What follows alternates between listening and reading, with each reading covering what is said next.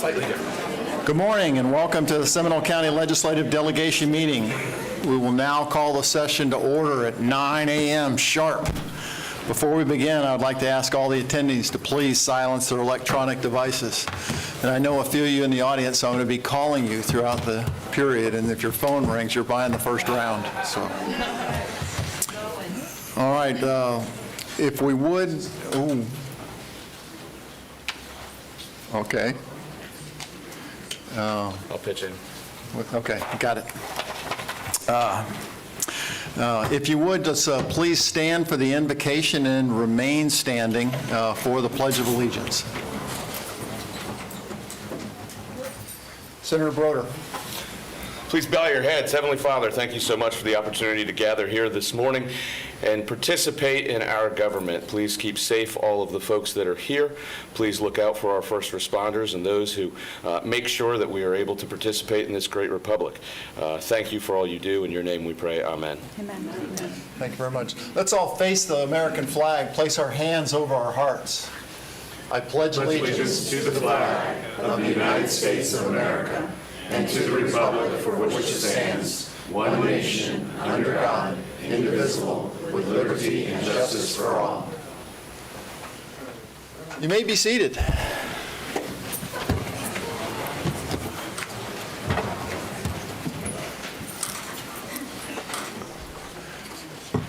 Senator Broder, would you please call the roll? Yes, I will. Chairman Smith. Here. Vice Chair Plakin. Here. Senator Broder. Here. Representative Placencia. Here. Representative Bankson. We have a quorum. All right. Thank you, Senator. We do have a quorum. Welcome to the meeting. I think most people I see from the audience have a copy of the agenda that you can obtain outside in the lobby area. As a reminder, if you would like to speak today, if you had not filled out the form in advance, you'll need to do so before you're recognized to speak. That's an appearance form. And those are, Michael Albert has those in the back. Oh, and let the record show that Representative Bankston has joined us, and that completes the delegation. I would like to recognize the elected officials, and hopefully nobody snuck in late, but we'll start and we'll hear shortly from Commissioner Lockhart. We have Seminole County Commissioner Andrea Hers, back over here. We've got the best sheriff in Florida, Sheriff Dennis Lima, in the back. There we go. As a man deserves applause. Okay, we got our property appraiser, David Johnson, is here. So, Clerk of the Courts, I saw, Grant Malloy. Clerk of the Courts and Comptroller, there we go. Yeah, absolutely. But he's here on behalf of Habitat for Humanity, so I didn't want to, steal his thunder. We have from our school board, we have Amy Pennick, and I'm almost sure, there she is, Abby Sanchez, my good friend. Gabby Milch from Soil and Water Board. There we go. As I quickly scan. Oh, Autumn Garrick. There you go, from the school board. You're hiding. Okay. Any other takers? Anybody like to be elected official? No. Okay. No, it's the right answer. All right. Again, just as opening comments as the chairman, I'd just like to say welcome. It really is heartening to see so many people turn out for this delegation meeting. Although I think of the 53 speakers that have already signed up and more forms coming in, I think over this last year I've had the opportunity to meet with or tour or Zoom meeting, those kind of things on many of the issues that we're going to talk about today. They're important to us to help us as a legislative delegation go to prepare for the upcoming session. Next week we'll be in our third interim committee week in the House, I think number 2 for the Senate perhaps, and then of a 6-week preparation, and then session starts in January, runs through our 60-day session. So this input is very good to us as we can relate bills that we may hear or meetings we may take in Tallahassee to go, oh yeah, somebody came and spoke to us about Habitat for Humanity or Second Harvest or some other issue that we'll hear about there. So it's great to hear a bill in Tallahassee, but this meeting allows us to tie it back to citizens right here in our district. So it's good to see you. Any other of the delegation members like to make a comment? Senator Broder? Oh, great. Thank you very much. Welcome, everybody, and thank you for coming and participating today. We have a fun-filled, packed agenda. My name's Jason Broder. I have Senate District 10 for Seminole County. I'm the only senator you got. So some counties have more, some have less, but each district has about 600,000 people in it, which is the size of Wyoming. And so Seminole County is not big enough to have more than one, and that's how we got our organization. From my office, I have Zach is here, Victoria's here, waving their hands. I think Mason's still back at the office, holding down the fort for our oodles of walk-in traffic that we get during the day. But very excited to work with what we've got on the agenda here. We will have a packed year, and I see a lot of issues that are somewhat familiar. So thank you all for being here, and looking forward to chatting. Representative Blanken, you're recognized. Good morning, everyone, and welcome to District 36. This is my district. It covers Sanford, Lake Mary, all the way out to Geneva, northern Winter Springs, and northern Longwood. My office is located at 434 and I-4 in the IOA building. Always enjoy meeting with constituents, and both of my aides are here. There's Job, my legislative aide, and also Michael Alpert is here somewhere, right there. So welcome. I always enjoy meeting with constituents. So if you ever need anything, feel free to come and see us. Representative Placencia, you're recognized. Thank you. I represent District 37. That's parts of Oviedo, also Chuliota, and Orange County. So in the audience here, I have my legislative aide, Victor Martinez, and Daniel Elliott. So if you have any concerns, if you have any questions, if you'd like to speak with me afterwards, please come see me or come speak to these gentlemen right over there. Thank you. And Representative Bankson, you're recognized. Good morning, everyone. My name is Doug Bankson. I represent District 39 and much of Orange County and Seminole, and so it's exciting to be here this morning. My district aide and legislative aide are sitting right back there together, Nicole and Crystal, if you can wave. And we're excited about this new coming year. There's some great things on the agenda, and just ready to get rolling. And if I'm moving a little gingerly, I decided that my body was younger than what it actually is, and did a number on my back, so pardon my slow moving this morning. Ouch. Understood. And I guess I think I know so many people in the audience. I forgot that my legislative aide, Kathy Johnson, is here, who most everybody knows if you've been around the legislature for any length of time, back over here. And fairly new to the office, though, Zoe Duncan down front is my district aide. So if you've got meetings or calendar or issues like that, you go to Zoe. You've got legislative ideas or things that are before another agency, you go to Kathy, and we're right there on 434, 434 and 417 in the UCF Incubator Building. So. And thank you very much. And I guess we'd like to get started right now by recognizing Chairman Amy Lockhart to come and give some welcoming comments as she comes down the aisle. And Commissioner, you're welcome to take more than 3 minutes. Thank you for the use of your facilities today, like always, and you're recognized. Great. Thank you so much. I will endeavor to not use more than 3 minutes because I know there are a lot of folks here today who have a lot of great things to share with you. We just want to welcome you on behalf of the Board of County Commissioners. We love the partnership that we have with each and every one of you and your offices.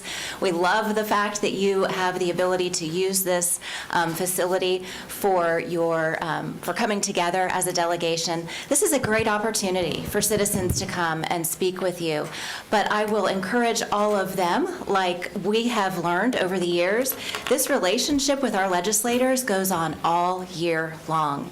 And it's important to build those relationships and talk about the things that are important to us. Many of us in this room today wear multiple hats. I'm here today welcoming you as the chairman of the County Commission, but I'm also wearing my Seminole State blue and gold. As a trustee at Seminole State College, there are so many folks and partnerships that are so incredibly important in this community, and I think you'll hear that over and over again today, the emphasis on partnerships and relationships. So thank you for your work and your willingness willingness to serve. I know it comes from very good places from each one of you, and hope today is a wonderful time for you to hear all the great things that are happening in our community and the things that we can all work together on moving forward. So have a great day. Thank you very much. I guess our first order of business today is the minutes of our January 2023 meeting need to be approved. Is there a motion to approve the minutes? So moved. All right, we have a motion. The minutes are approved without objection. The next order of business is time for the election of the delegation officers for our 2024 session. We'll begin hearing nominations for the 3 positions of chairman, vice chairman, and secretary, and vote accordingly. May I hear a nomination for chairman? I'd like to nominate Rachel Plakin for chairman. So Representative Plakin has been nominated. And we don't need a second, so all in favor, say aye. Aye. All right, let's show that Chairman Plakin has been elected unanimously. And now for the office of Vice Chairman. Do I hear any nominations? I'd like to nominate Representative Bankson. Great choice. Representative Bankston has been nominated for Vice Chairman of the delegation. All in favor? Aye. So let's show that unanimous one, and that's elected. And now, our secretarial position for the delegation. Do I have any nominations? Representative Plakin. I'd like to nominate Representative Susan Placencia. Susan Placencia has been nominated to retain as secretary. All in favor? Aye. Let's show that unanimously. Then that is our slate of delegates. At this point in time, I will now turn the gavel over to our new chairman, Chairman Rachel Plakin, and she will now assume the duties as chairman of the Seminole County delegation. Thank you so much. It's an honor to have the confidence of my colleagues, and I value their trust and this position, so thank you. All right. Right this time, I'd like to welcome Seminole County Sheriff Dennis Lima to the podium, seeing that we have no local bills. Come on up, Sheriff. And he's going to discuss his priorities for the upcoming legislative sessions. Well, first off, good morning and congratulations of the change of command structure. I know as a colonel in the Marine Corps, that's pleasant. You had a big smile on your face, though, David, when that, so congratulations. And almost like our chairman said, we interact with you throughout the year, and we're grateful for the friendship, the partnership, the collaboration, and congratulations on an incredibly successful year. I'm typically not one to read my comments, but in the interest of brevity and making sure that I get all of our lists down, I am going to read for a majority of this. Again, I would like to thank all of you for providing this opportunity and your support not only for Seminole County, but the Seminole County Sheriff's Office, our members of the agency, and your advocacy for legislative priorities that advance our policing profession and, most importantly, keep our community safe. Last year, we had a top priority bill sponsored by Representative Plakin and Senator Broder. Thank you both for that. A huge success. That was the Controlled Substance Bill, HB 365 and Senate Bill 280. Which fortunately passed and was signed in by Governor DeSantis. This bill has provided us with a valuable tool in combating controlled substances and reducing the amount of overdoses and fatal fentanyl poisonings, not only here in Seminole County, but across the state of Florida. We are seeing a reduction in those numbers based on strategies that are implemented just like that. And quite frankly, people from across the country are coming here to look and try to replicate that through their legislative process. We just had the Chief of Staff for the DEA spend 3 days with us trying to be a voice for legislative priorities like that. Thanks to this legislation, we can now hold drug dealers accountable to the fullest extent of the law. And I'm talking about the hardcore drug dealers, not the people who are suffering with their own addiction, people who are really profiting from this. They're typically not using the substances themselves.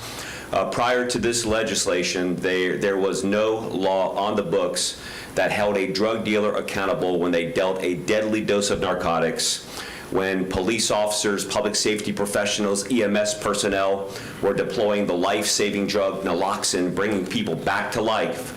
Again, to just give a snapshot here in Seminole County alone, it's about 800 times we bring people back to life with the use of naloxone. prior to this law, drug dealers were quite literally getting away with murder, because the most important thing that you can do is save a life, but when you saved a life, it was really protecting the drug dealer from prosecution. Because of your efforts and this new law, we can now hold a drug dealer accountable for second-degree felony culpable negligence every time they deal a deadly dose of narcotics and we bring them back. So again, thank you for that. Another important bill that was sponsored this last year from Representatives Placencia and Senator Burgess was the Special Persons Registry Bill. That was HB 1275 and 1277, and Senate Bill 784 and 786. That also passed and was signed in by Governor DeSantis. This legislation was known as the Protect Our Loved Ones Act, and it allows a law enforcement agency to develop and maintain a database called the Persons with Disability Registry. This registry was really a significant effort and will help us protect our citizens and police officers as well. And again, it provides the appropriate public records exemptions that is absolutely necessary for people to step forward and voluntarily be a part of this effort. We're also incredibly grateful for the continued support of our collective partnership here in Seminole County, not just with the Sheriff's Office, but the Seminole County and our various municipalities for the Advent Health Hope and Healing Center. Again, received $500,000 appropriation this year, I think totaling now $1.2 million over the past 3 years. This has also garnered support not only from our state, but federal and private funding sources as well, which makes it incredibly unique when it comes to the strategy moving forward, and one that's gaining a lot of interest here in Seminole County, the state of Florida, and across our country. Additionally, we appreciate the support of this delegation for the purchase of a new mobile command vehicle for our Sheriff's Office, which replaces a vehicle that was more than 22 years old. This vehicle will provide our deputies and detectives with the necessary resources to conduct thorough and timely investigations at large scene events throughout the county. And your support for this is greatly appreciated. And this will be a resource not only used for the members of the Sheriff's Office, but any partnering municipality that's out there. And typically when there's a missing person, a large crime scene, whether it's a homicide, it's that vehicle that you're out there that we're operating from a forward mobile command post. We also use that vehicle when it comes time to natural disasters, as we know here in Seminole County, that is an extended period of time well after the storm has passed because of the flooding. As we look ahead to the new legislative session, we're excited about Representative Plakin and Senator Broder once again coming to our aid and sponsoring the Naloxone Awareness Day here in Florida, and that's HB 89 and Senate Bill 66. This initiative is part of a national movement that aims to recognize June 6th as National Naloxone Awareness Day. The Siegel family, who also founded the Victoria Voice Foundation after their tragic death of their daughter from a drug overdose, has been instrumental in promoting the use and awareness of naloxone. At one time, David was single-handedly funding naloxone to police agencies here in Central Florida himself. But again, in Seminole County, those numbers are incredibly alarming. What is reassuring, though, is we've seen about a 25% shift from firefighters and police officers deploying the life-saving drug naloxone to citizens actually deploying the drug naloxone. So again, increased awareness is so incredibly important. So thank you both for that. We're working on a formal appropriation request related to our continued expanded partnership as a county, and that expanded partnership is, of course, with Advent Health and other agencies regarding our mental health strategies. We will have these requests to you before the House deadline of November 14th. We're seeking continued support for Seminole County's opioid strategy and partnership programs like the Hope and Healing Center that we have here in Seminole County, as well as funding for some criminal justice programs that will enhance our crime-fighting ability and improved technology. I know that each of you have worked closely with us at the Florida Sheriff's Association as well, and you've been tremendous partners with that. Over our last legislative session, you actually implement a lot of the Florida Sheriff's Office priorities as a result of that, and that's something that makes me incredibly proud as a board member and a Seminole County resident as well. We just had our legislative summit 2 weeks ago, so we'll be reaching out to your staffs to kind of schedule some meeting with 4 major priorities this year. One is reemployment after retirement. The second is increased penalties for luring or enticing a child. Third is mental health wellness programs. And fourth is juvenile gun control provisions for offenders. Again, these are top priorities for you and for us and for our community.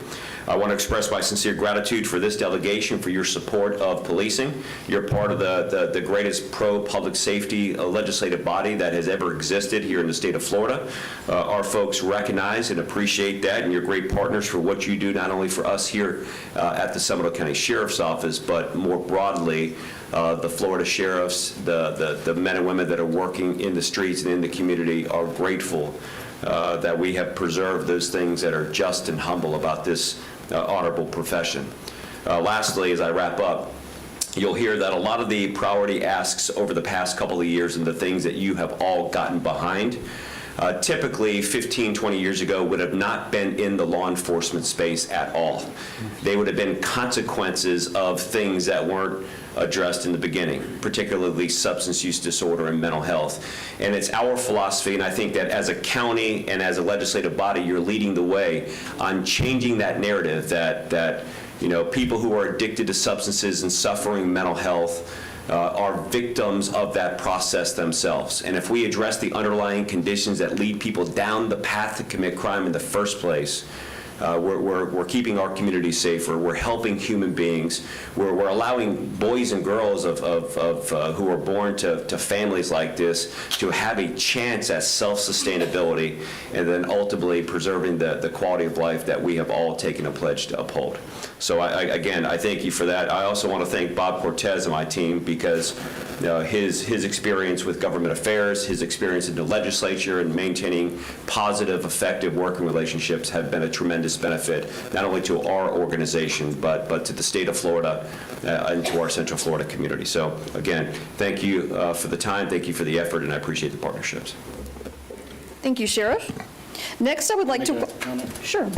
Thank you very much, Sheriff. I just wanted to thank you for your leadership and let the community know we're really lucky to have Sheriff Lima, and I don't say that just because he's standing here and it's a public forum and it looks good for me. It's true. He's a national leader when it comes to tackling fentanyl, and we see it in the news all the time. And it's a pleasure to work with you and your team because of that. He's taken the time, in addition to his regular duties, to make sure he's leading on this issue, not only statewide but nationally. When we have local issues, recently we have turned Child Protective Services back over to the Department of Children and Families, a job that was formerly in-house with this county and 6 others. And the partnership he had with the state and the ability for him to have wraparound services in a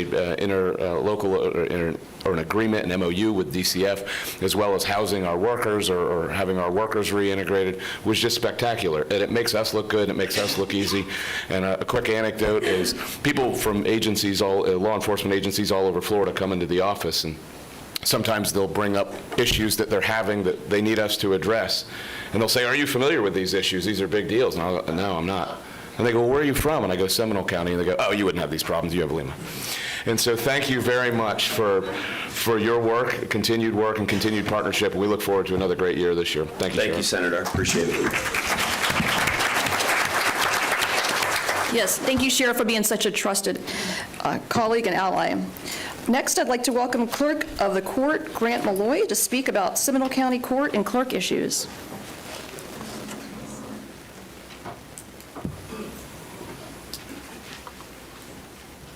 Thank you very much. You know, if the camera's working, I had a couple graphics, but if it's not, that's okay.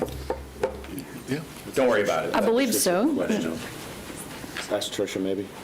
Not a big issue. I'll just go. Thanks so much. I really appreciate your help on the clerk bill last year. It seems like I'm always up here every year saying the same thing over and over, which I'm doing it again, right? So, you know, as you know, the clerk's office has all the data with the access to the courts. We keep track of the record.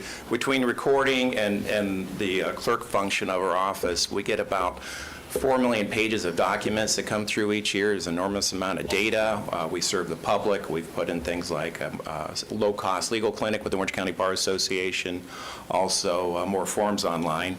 But we keep running into the same issue. As you know, the clerk's office on the court side gets funded only through the fees on the fee schedule. And one of the graphics I put together that I was showing the other day was these fees have basically remained the same since 2004. However, inflation has not remained the same. If you take a look at the clerk's budget in Seminole County, if you factor in inflation and you go back to 2008, we have 38% less funding to do more work. We have, back in 2008, we had about 194 FTEs, full-time equivalents. Last time I checked, it was 120. So it's getting tougher and tougher to do things with the same prices as, more than 20 years ago. The price of a Big Mac has gone from $2.90 to, I think, $5.88, but the cost of recording a document is $10. The same on the traffic citations. Everything is the same price. On the redirect last year, and I do appreciate your help on that bill, what happened afterwards was half the redirects there was some wording problems that didn't work. So we only got half the redirects that were promised from the GR to the Clerk Trust Fund. The other thing is, when we went to the Revenue Estimating Committee, after the bill was passed, they lowered our estimated revenue by $300,000. So after all that work, at the end of the year, we had less money than when we started out with. So it's an ongoing problem. Inflation's really eaten us. And to give you an example and I'll finish after this, of how silly the laws get sometimes when you factor in inflation, we mail out witness checks to people who come and testify, might be a traffic accident. And the state law says specifically we are to reimburse them at $5 and then 6 cents a mile. So we write these checks out for $6.50 or $7. Sometimes they call me offended that I just sent them. I said, well, that's what the state law says. The jury duty is still $15. And that's been the same for, I think, 20 years. And it's funny, in the state law, it says to prevent hardship, right? I don't think you can buy lunch at $15. So at some point, we really need to address the fee schedule, the effects of inflation on it, because all of our fees are set by state law, and they haven't changed in 20 years. I don't know of any other government that operates on less money and is smaller than it was than 20 years ago. And we've still been able to deliver, but at some point, this all kind of crashes. So I know you've always been quick to answer the phone. I appreciate your support. Just want to give you the follow-up of what happened last year and let you know the issues still exist. Thank you so much. Thank you so much. Next up is Supervisor of Elections, Chris Anderson. And if there are any other elected officials who would like to speak, be sure to see Michael for a form, and we'll get you right after Supervisor of Elections Anderson. In your official capacity, yes. Yes, good morning to the delegation and everyone attending. My name is Chris Anderson, Supervisor of Elections for Seminole County. The first thing I want to say is thank you for allowing me to be able to speak. I'm very proud to stand here as a Supervisor of Elections of a now award-winning elections office. For the first time in the history of the Seminole County Supervisor of Elections office, we have been nationally recognized for our work here in Seminole County, and that is because of the great men and women that we have working for us. We have thousands of election workers. We have an election staff of about 23 full-time employees. We have seasonal. We have election workers, and I kid you not, that have been working as election workers since Ronald Reagan was in office. They literally will tell me that. And one of the things that I take great pride in as being one of the few supervisors across the state of Florida who actually trains all of the election workers, the majority of them I personally train, because I believe if you're going to serve as an election worker, that you should do so by, if you're going to serve as an election worker, that you should see the supervisor of elections, that they should be the one greeting you. And I know for my larger county SOEs, they don't have that ability to train as many, to train everyone, because they have more election workers. And that brings me to a very, very important point. I know you've all seen this bill come across your desk before, and I want to really stress protection of election worker information. It is a big deal. And it is one of those things that recruiting election workers the struggle is real. It is always very difficult. If you can think about it this way, you have to go out and find people who are available on a random Tuesday. And that is not always as easy to do, and you don't get rich doing it. And you're not supposed to, because it's a civic duty. However, contrary to popular belief, you do get paid for it. And I'll put the plug in. If you'd like to be an election worker, please go to voteseminole.gov. Click on election worker, fill out the form, and you can become an election worker. So I would ask that as I sit on the legislative committee for the Florida Supervisor of Elections Association and a chairman in one of the committees, that you please consider this very, very deeply. That election workers call me, they're very, very concerned, and that individuals are going to get their information and they're going to be harassed. So I would say that it would help us keep good election workers and keep experienced folks coming back, and this is a decision factor for them when they are going to sign up and work for us. The second point that I'd like to talk about is House Bill 57 that I believe has been, you all will be reviewing, which is term limits for county commissioners. I believe that I strongly support term limits. I think term limits should be for several positions, and that is one of them. We always need to have those fresh perspectives coming into organizations. I can tell you that coming into the office I came into, as it might have appeared as though we didn't need change, there was much change needed, from space issues to employment retention issues to leadership issues. There was a lot of different things behind the curtain that needed to be addressed that was not being addressed that I'm working on now. And one of the issues is having this explaining it to county commissioners who have a lack of understanding of what we do, and also don't take the time to actually come and learn it, because it's a web and it's a complex process, and it would help for us to have those new individuals, which leads me to my next point, which is reviewing Florida State Statute 102.141, which is the Canvassing Board statute. I think we need to see stronger legislation in requirements of those, because it says that the Supervisor of Elections and the Chairman of the Board of County Commission is supposed to serve on the Canvassing Board along with a county judge who will serve as the chair.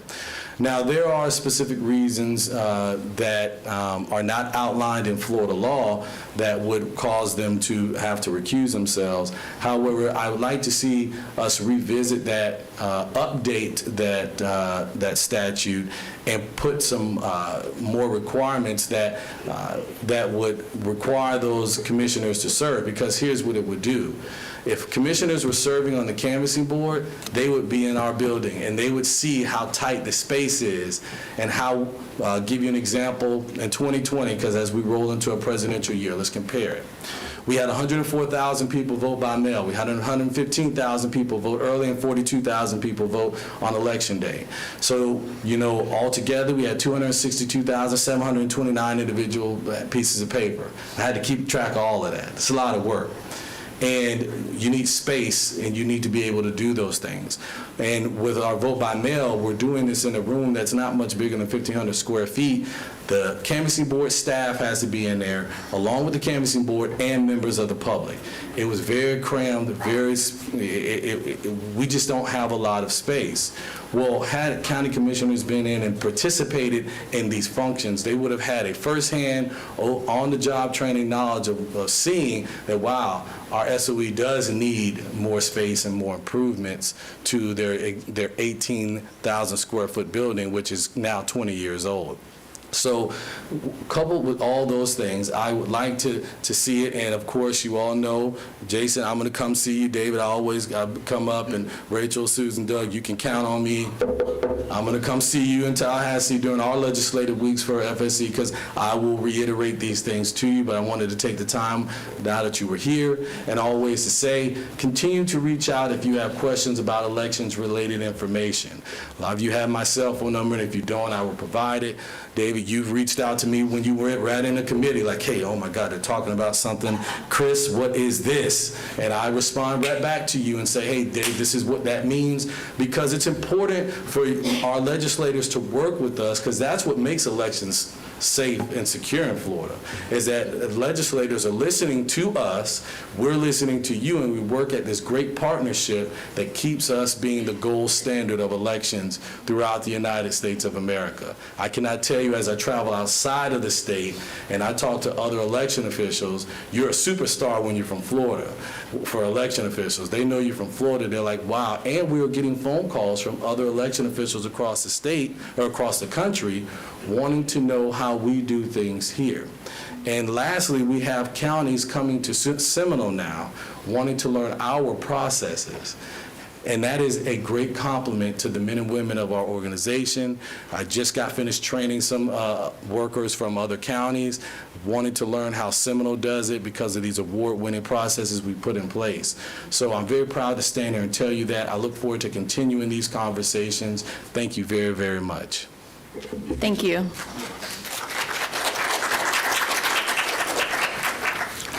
Okay, we'll now proceed with public testimony.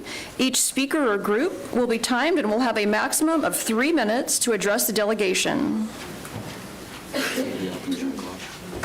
Mike will be operating the clock. Oh, good.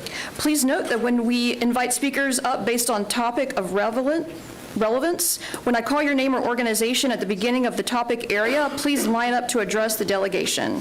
We do have over 47 speakers today that have submitted a request form by the deadline, and we have a lot to hear, so please be patient and attentive during the meeting so that we can stay efficient and on time.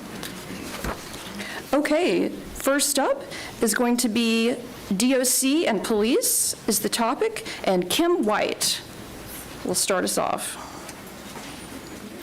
And after Kim White will be Monica Corrento. I don't know why I have to be first. Here, Michael, this is somebody else's. Good morning.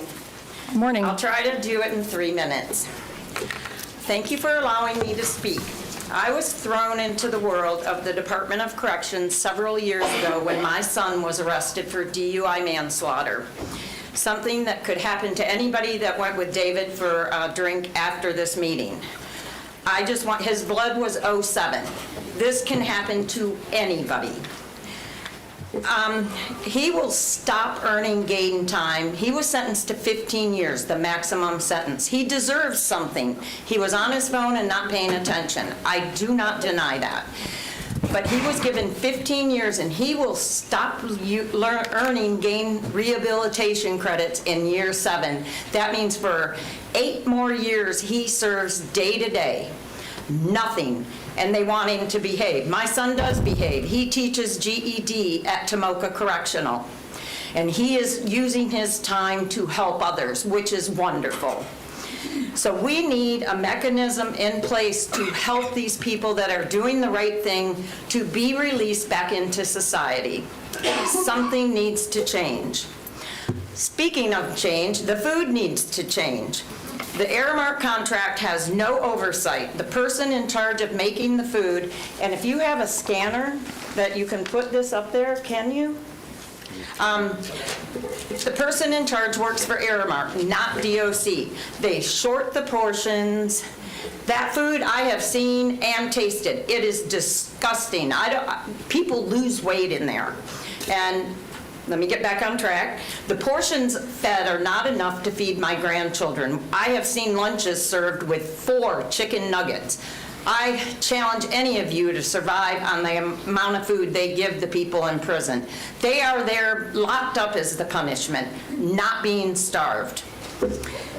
We need to have more oversight on these contracts where we allow legal kickbacks to be given to DOC because we do not fund them enough to do their job. If we want to imprison the 3rd highest population in the country in prison, we need to fund them. I know some of you have visited prisons, and I appreciate that. My paper I gave you has a typo. I want you to visit unannounced. Please visit Tomoka because it is an example to the state prisons.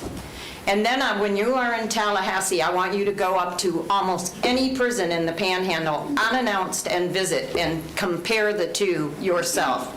If you go announced, they are going to give you a dog and pony show. I have seen it happen at visitation. Are there any questions? But that's the food. I have tasted all of them. It's mystery meat, and it tastes disgusting. Thank you. Thank you. Next up, we have Monica Corrento. And then after that will be Animal Welfare and the Environment. Good morning. Thank you for your time and leadership. My name is Monica Carretero. I am before you as a board member of the Autism Society of Greater Orlando, as a Seminole County constituent, and as a mother of a child with autism. I have been practicing with him how to interact with law enforcement officers for half of his life. Still today, I cannot predict how that interaction is going to turn out. My son has a neurological disability that affects the functioning of his brain. When presented with high anxiety or out of the ordinary situations, he doesn't necessarily respond in a way you and I would. And how that might be perceived terrifies me. 1 in 36 children is diagnosed with autism. It is the fastest growing developmental disability in the United States. Yet, autism is invisible. When an officer approaches a civilian, they do so in high alert, not knowing if they're encountering a situation that might put them or others in danger. If that individual has autism, their characteristics can look very similar to what an officer will think as suspicious behavior. They might look like if they're under the influence or using narcotics. They might repeat words, sentences, or say phrases out of context. They might elope or seem uncompliant. Some behaviors may cause concern if exhibited by a neurotypical person.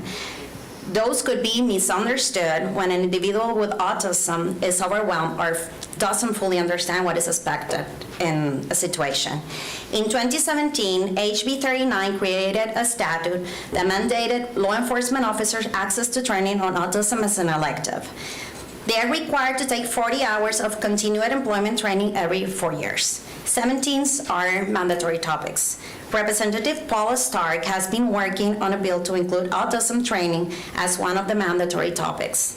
We are still working on securing a sponsor from the Senate. There are concerning statistics that highlight the need of having law enforcement training on autism. A 2017 study found that about 20% of underage people have had interactions with police, and 5% of those have been arrested. Seminole County has done a good job having a large amount of their officers trained. Just recently during the summer, all of their SROs were trained on autism. It is imperative for law enforcement agencies to prioritize training on how to interact with autism, with people on the spectrum. We will continue to see an increase of individuals with autism living among us, and we will encounter them in our families and in our daily lives.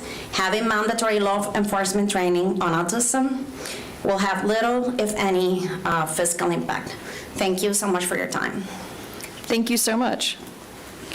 Next up is Linda Radon, Katrina Shaddix, and Mark Catelli.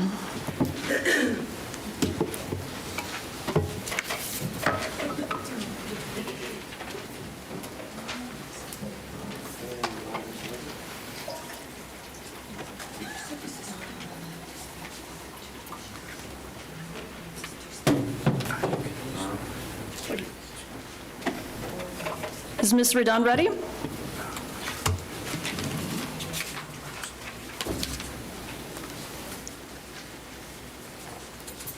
Good morning.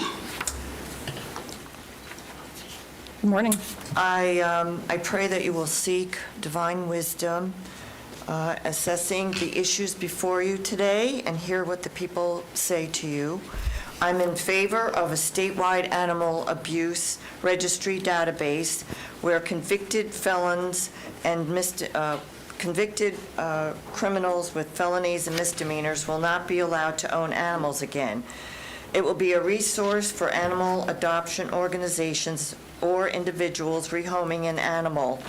By putting in a name, they would determine easily whether that person is an acceptable owner. They wouldn't have to go search by each county individually, and some counties don't have a database. I have been to a couple of the hearings with Seminole County animal abuse cases, and the arrest reports and the pictures of the conditions of the animals and their environment is disturbing. A statewide database would benefit the state by cutting expenses for reinvestigation, court expenses, law enforcement expenditures, etc. Our Seminole County shelter is currently overcrowded currently due to animals residing there while incurring costs to care for them medically as well as housing. Many animal-related bills are not considered important and therefore no advancement, so I ask you to remember the cases you hopefully will review that I gave you all and decide to support an animal abuse database statewide. I also had wanted to share that I'm wearing black today to signify the death and cruelty of wildlife, and to ask, and also we'll have a ray of sunshine in the hope that you will all consider looking at and revisiting the amendment S1234 or HR 1157 that was put on, that wants to be put on the ballot for 2024. I would like for you to all consider including details protecting property rights and the citizens' voices in objection to any of the methods or preferred means as it states in that amendment, that I also presented copies of the amendment to you all. Although the right to hunt and fish is a privilege, and the Florida statutory recognizes such, I believe it would be best to assure those who want to seek conservative, humane methods established be given these opportunities and give more respect for wildlife and to live more responsibly. Learn to live more responsibly with wildlife. This seems to be in favor of the hunters more than anything. Thank you. Thank you, Mr. Dunn. Next up is Katrina Shaddix with Bear Warriors United. Where's that voice coming from? Was that you? Oh, hi. Your papers, do I give them to y'all now? Yeah. These are the papers I'm going to be referring to. Candy?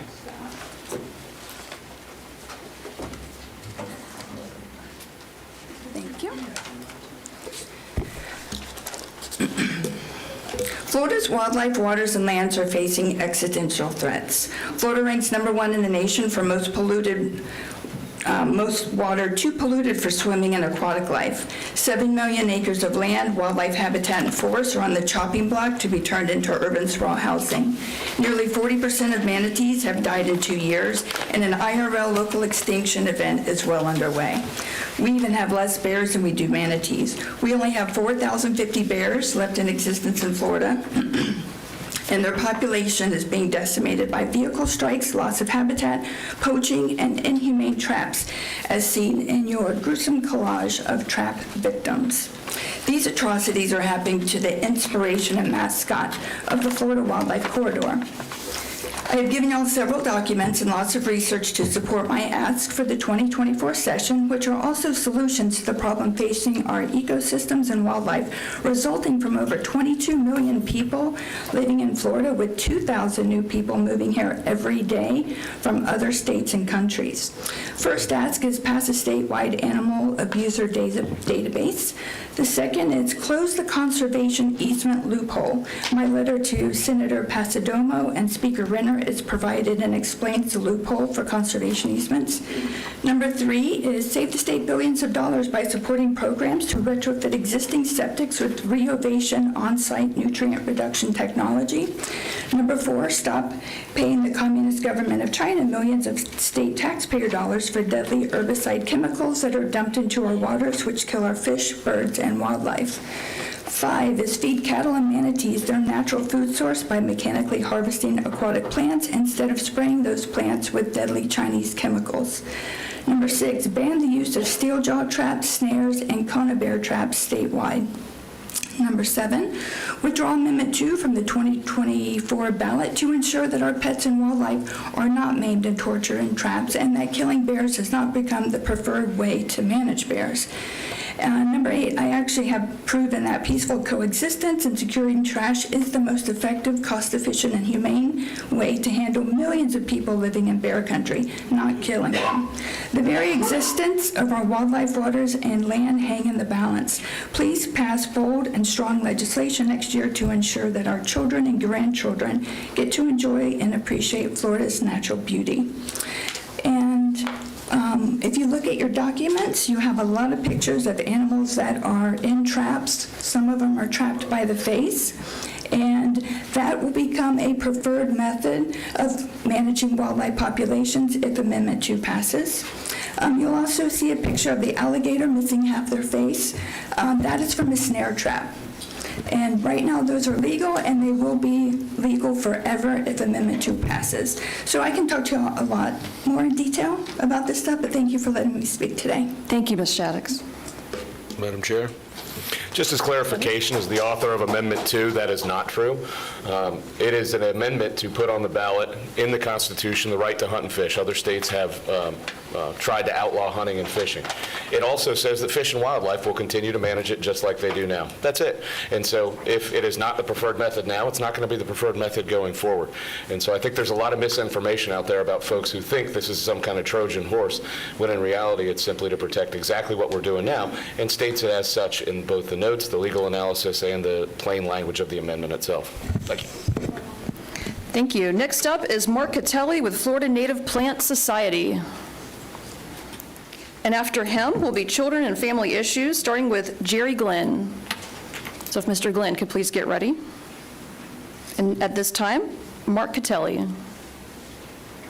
Is Mr. Catelli here? Okay, then we'll go ahead and take Jerry Glenn with Embrace Families, Community-Based Care. Good morning, and thank you, honorable members of the Seminole County Delegation. As you indicated, my name is Jerry Glenn, and I serve as the Embrace Families Community-Based Care Interim CEO. As all of you know, Embrace Families Community-Based Care is Central Florida's child welfare lead agency coordinating providing care for vulnerable children in Orange, Osceola, and Seminole County on behalf of the Department of Children and Families. We work with many other community partners, including Kids House, Camelot Community Care, Gulf Coast Jewish Family Services, and many more local community providers that keep families intact and children safe, but also provide for children when they do have to be removed from their families. We don't have a specific legislative priority at this time, but I did just want to come and thank you all and your staff for being fierce advocates for the youth of Seminole County and across the state. It's been a pleasure to meet with each of you this past year as we work together towards the common goal of making Central Florida the best place in the world to be a kid. For the sake of brevity, I'll just mention a few things specifically. Senator Broder, we want to thank you for your continued work in improving the foster care system and the adoption policies. Representative Smith, for your tremendous support for our prevention and diversion programs, and Representative Plakin, Placencia, and Bankson for your ongoing support of our child welfare funding needs in Central Florida. As we've talked to you over the past year, we've highlighted that one of the major cost drivers for foster care is the acuity of the kids. We are getting teenagers and younger kids in our system with severe behavioral issues. Until we find a community solution to this tremendous need of our kids, we will continue to have a major strain on our system of care. You all have spent valuable time with us over the past few months discussing these issues facing our children in our community, and we look forward to continue to work with you in this upcoming session. So thank you very much. And I don't know if any of the members have a question before I leave. Thank you, Mr. Glenn. All right, thank you. Next up, we have Rebecca Lininger talking about Embrace Families Solutions. Good morning. Thank you, Madam Chairwoman. Hello, members of the Seminole County Delegation. My name is Rebecca Leininger, and I serve as Vice President of Operations for Embrace Families Solutions. Embrace Family Solutions is actually a separate nonprofit that works to strengthen families and the communities in which they live, getting ahead of challenges like homelessness and mental health that disrupt families and, if left unchecked, can lead to deeper involvement in the child welfare system. In our most recent year, we were privileged to support just over 700 children and young adults in this capacity. Senator Broder and Representative Smith, we want to thank you specifically for helping our organization secure funding in the state budget last year to target child welfare-involved families with housing support. Through your work, our Pathways to Home program has been able to intervene in the lives of dozens of families in the past 12 months, preventing the removal of children from at-risk homes and helping families reach self-sufficiency. Pathways to Home actually started right here in Seminole County as a community partnership amongst several agencies, including Seminole County government, Seminole County schools, Seminole County Sheriff's Office. We have now expanded across 3 counties thanks to our success in serving families.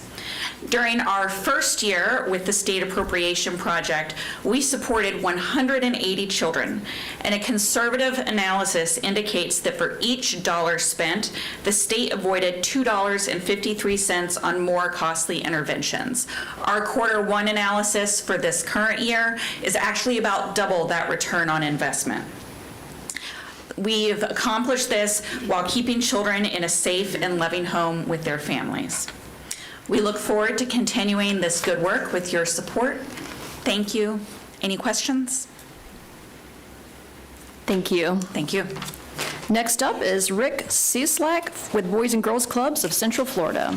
Did I say your last name correct? Yes, you did. Thank you.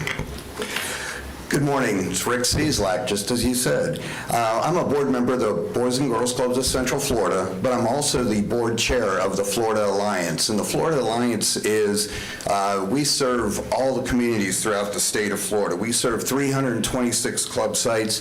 We have over 228,000 members.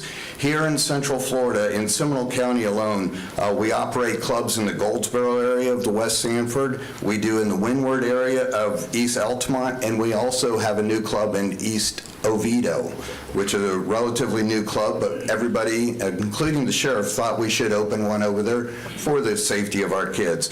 We do all summer long, and we do after school. That time between 3 and 6 is when children normally get in trouble if they don't have a safe haven to go into, so that's what we offer them. And one thing that I'm very proud of is this past year, 100% of our seniors graduated high school. So we give them that extra effort of learning and make sure that they do graduate.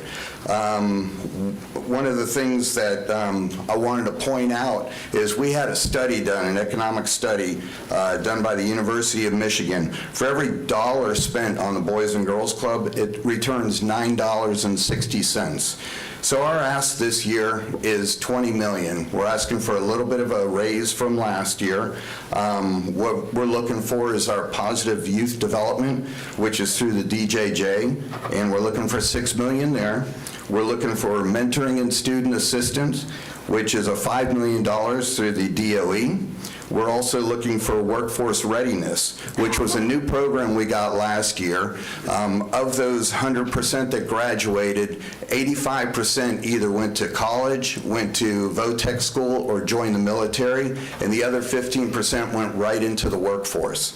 So we have that workforce readiness program we're looking for. And the last one, Senator Broder, you sponsored this bill for opioid prevention.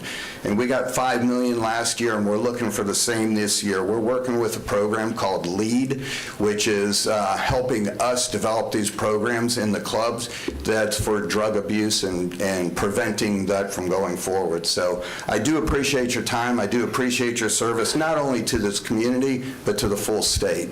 So if you have any questions.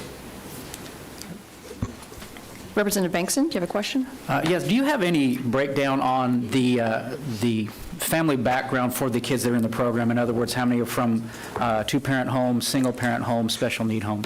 Yeah, I do. 93% of the students in Seminole County qualify for free or reduced lunch. and 55% of those families earn less than $40,000 in a year. But the makeup of the home itself, do you have any of those statistics? And You can get those to me later if you will. I can get it to you, but I'd say the majority are single-family homes. Okay, thank you. Any more questions? All right, thank you. All right, thank you very much. The next topic is abortion and pro-life legislation, and we will have Bruce Cherry with SECREC and Larry Brumback with Protect Human Life Florida.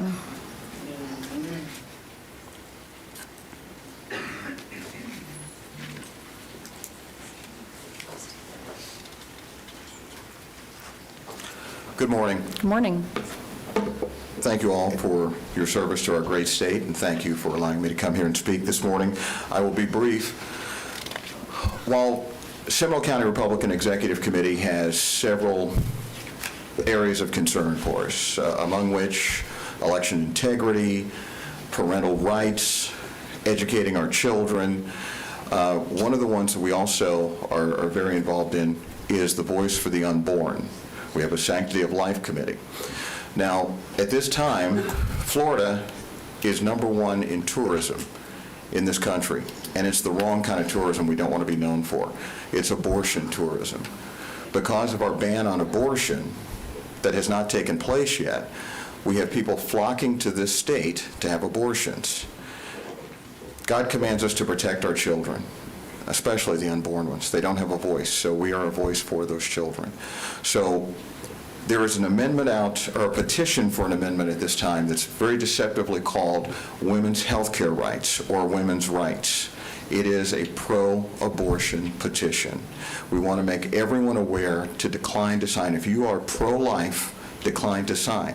We want to make sure that you all are aware of this petition that's out to get it on the amendment, or get it on the ballot for 2024, so that abortion could be on demand in the state of Florida, and it doesn't matter what laws you pass. If it's protected in our Constitution, abortion will be on demand. I personally will fight for the unborn, and I know several members of our Seminole County GOP will as well. So I just wanted to make everyone aware of that. Decline to sign. There is another petition out to get on the amendment. It doesn't look like it's going to pass. It is a pro-life petition. Abortion not just affects that unborn child, it also affects the mothers.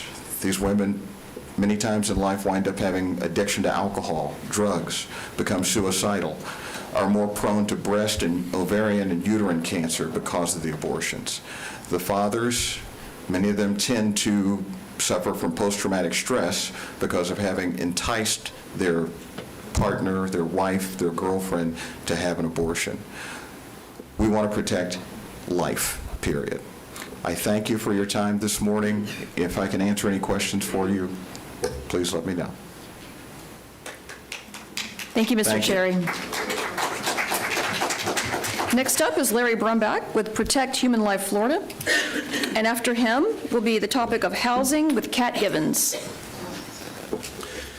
Well, good morning, and thank you so much for this opportunity to speak. Again, I have spoken to you again previously on this topic, but the Human Life Protection Amendment, and Bruce mentioned that it is an amendment to the Florida Constitution. It is a grassroots citizens initiative to amend the Florida Constitution to recognize the right to life of the preborn, the most victimized and vulnerable people group in our state. In order to accomplish this, we need to secure almost 900,000 signatures on our petitions from registered voters of course, in the state of Florida. And we have to do this by February 1st, coming in 2024. We are on a very important mission, as the state of Florida ranks third in the number of abortions in the nation, and with nearly 80,000 abortions last year. This year, there are even more, so we expect that figure is going to be much higher for 2023. And as Bruce mentioned, we are #1 in tourist abortions, women that come to Florida under the auspices of tourism to get abortions. Okay. The amendment recognizes the God-given right to life of the preborn individual. It defines preborn individual as a preborn human person at any stage in development. It affirms that the life-saving procedures to save the life of the mother shall not be construed as a violation when accompanied by reasonable steps to save the life of the preborn individual as well. If passed, the amendment will be added to the Declaration of Rights under Article 1 of the Constitution, Florida Constitution. However, since I last spoke to you, a countermeasure amendment has been proposed, and Bruce mentioned that as well. We refer to it as the Death Amendment, and it is very well funded. And they actually pay their people to get petitions signed. We are on limited funding, and we're all volunteers. This is a citizens' initiative carried out by volunteers.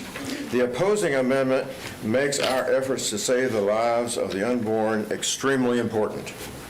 We have been working this petition actively all year, but we still need more petitions signed. I might add that the Seminole County Human Life Protection Amendment team is one of the largest and the most active in the state. But we still need your support, and we need more volunteers to help us. So if there are any volunteers that you know of that want to give us a hand, we'd appreciate it. Thank you very much. Thank you.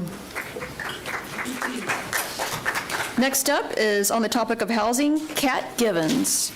And after Ms. Givens is Kelly Pizziota. Thank you very much for your time today. Kind of a hard act to follow, something that tugs you on your heartstrings like abortion does. But I recently had a problem with a friend of mine with her HOA. And so, first off, HOAs aren't a bad thing. In many ways, they're the most local form of government available to us. But nobody likes to pay for them. And so it's one of those things where it's give and take. You have to pay for it in order to have it, but having it can be a good thing. It can help regulate things within your community in ways that you like. Unfortunately, what my friends ran into was a situation where they were already paying nearly $500 a month in a relatively average community, and all of a sudden the HOA informed them that that was going to be increased to $950 a month, which was going to be more than their mortgage. This puts them in jeopardy of losing their home. And which can happen because if they can't pay the HOA fees, then they can put a lien against it and essentially take their home from them. It also makes it where they largely can't move. They can't get away from it because who's going to buy in when the HOA fees are so high? So I approached your aides, actually, to help me look into some possibilities for my friends. I realized the legislative solution is not a quick solution, but it is something that could potentially prevent things like this into the future. And so the idea that I had was a potential cap that could be tied to the homeowners, or sorry, the homestead exemption, the assessed value. You could set a percentage of the home's value as a maximum amount for an HOA fee as a reasonable fee. For example, 0.25% would be $500 a month on a $200,000 home. That seems like a reasonable amount. It's really high. I wouldn't want to pay that. But at the same time, it's not out of the realm of what somebody can reasonably pay, and it can't go up so quickly, which is also something that would be a risk to seniors or anybody on a fixed income. There's an awful lot of people who, if they suddenly had to pay nearly $500 more every month, would quickly lose their home. And it also helps prevent the easy fluidity of movement between homes, which can help stifle the movement of people within the workforce, because if you can't sell out from where you live, then you can't move, and you can't go on to something else, and it helps to stifle the economy in that way. In any case, please help consider this, even if this is not something that's on your immediate agenda. If there's somebody else that would like to author a bill in this nature, to take the ball and roll it forward. Anyway, thank you for your time.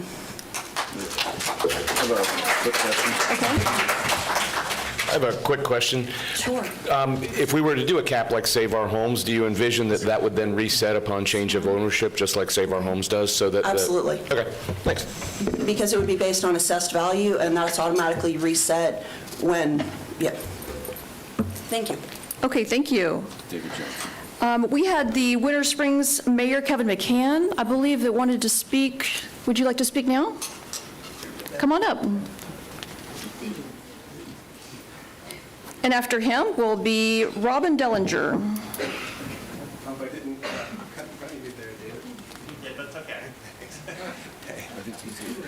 Good morning, everyone, and thank you so much to each and every one of you for the work that you do for the residents of Winter Springs, for Seminole County. I sincerely do appreciate each and every one of you and appreciate the hard work and how tough it is sometimes. I genuinely do appreciate it. We are very fortunate in Winter Springs. We've got we do have a number of really important projects that are coming before us, some bridge work, significant infrastructure work on wastewater treatment plants and things that will continue to move forward. I will be spending a little bit of time in Tallahassee over the next couple of weeks. I'll be making repeated trips.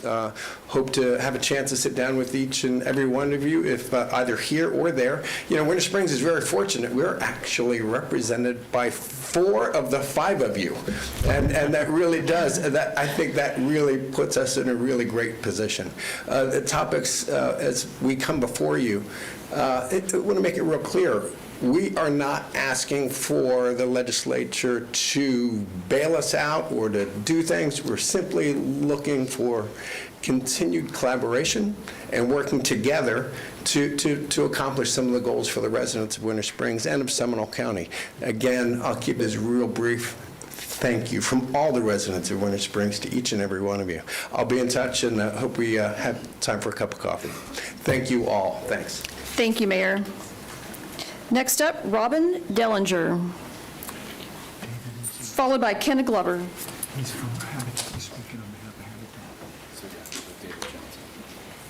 Morning. The Florida Constitution states in part that the education of children is a fundamental value of the people of the state of Florida.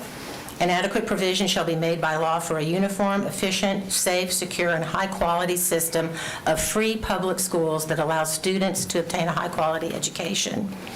Funds for competitive teacher pay for all teachers, capital improvement, instructional innovation, and resources has not kept pace in Florida for years. Florida ranks in the mid-40s out of 50 states related to spending in K-12 education for per-pupil spending and for teacher salaries. As a former public school teacher, principal, and assistant superintendent, I understand how critical adequate funding is to provide for the best educational opportunities for all students. I urge you to increase spending for public schools, specifically for per-pupil spending and teacher salaries. I also ask that you require every school or home educator receiving state funds to utilize curricula and instructional materials that align with the Florida standards. Every school receiving public funds, including private schools and home educators, should be required to administer to students the state assessments required of all public school students. As an alternative, consider requiring all public schools and any private school or home educator receiving public funds to administer the same nationally normed assessment so that all students are progress monitored and their progress is determined utilizing the same assessment.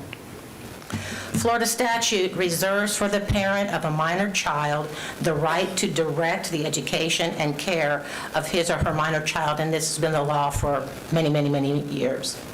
When legislation allows an individual parent or resident to negate the parental rights of parents, of other parents, this is a violation of that fundamental principle.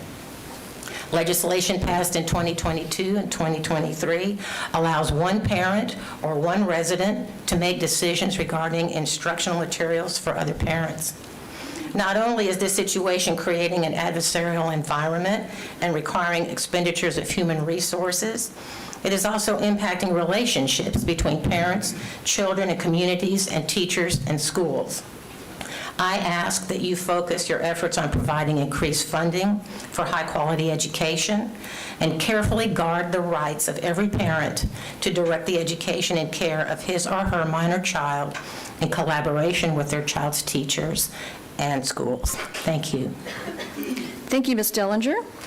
And we're going to go back to Habitat for Humanity. Standing in for Ms. Piciotta is property appraiser David Johnson on her behalf. Thank you. Welcome. Thank you very much, and thank you for being here today and for the opportunity. I have my different hat on today, and like the sheriff, I'm going to actually read my comments. You know me, I like to talk extemporaneously, but a lot of facts here, and appreciate the opportunity to be with you. So, I'm here as the chair of Habitat for Humanity here in Apopka in Seminole County to talk about affordable housing home ownership in Florida, and specifically Habitat for Humanity. In Florida, we have 50 Habitat affiliates, and we produce more homes than any other state. To date, Habitat affiliates in Florida have built, rehabbed, and repaired over 26,000 homes.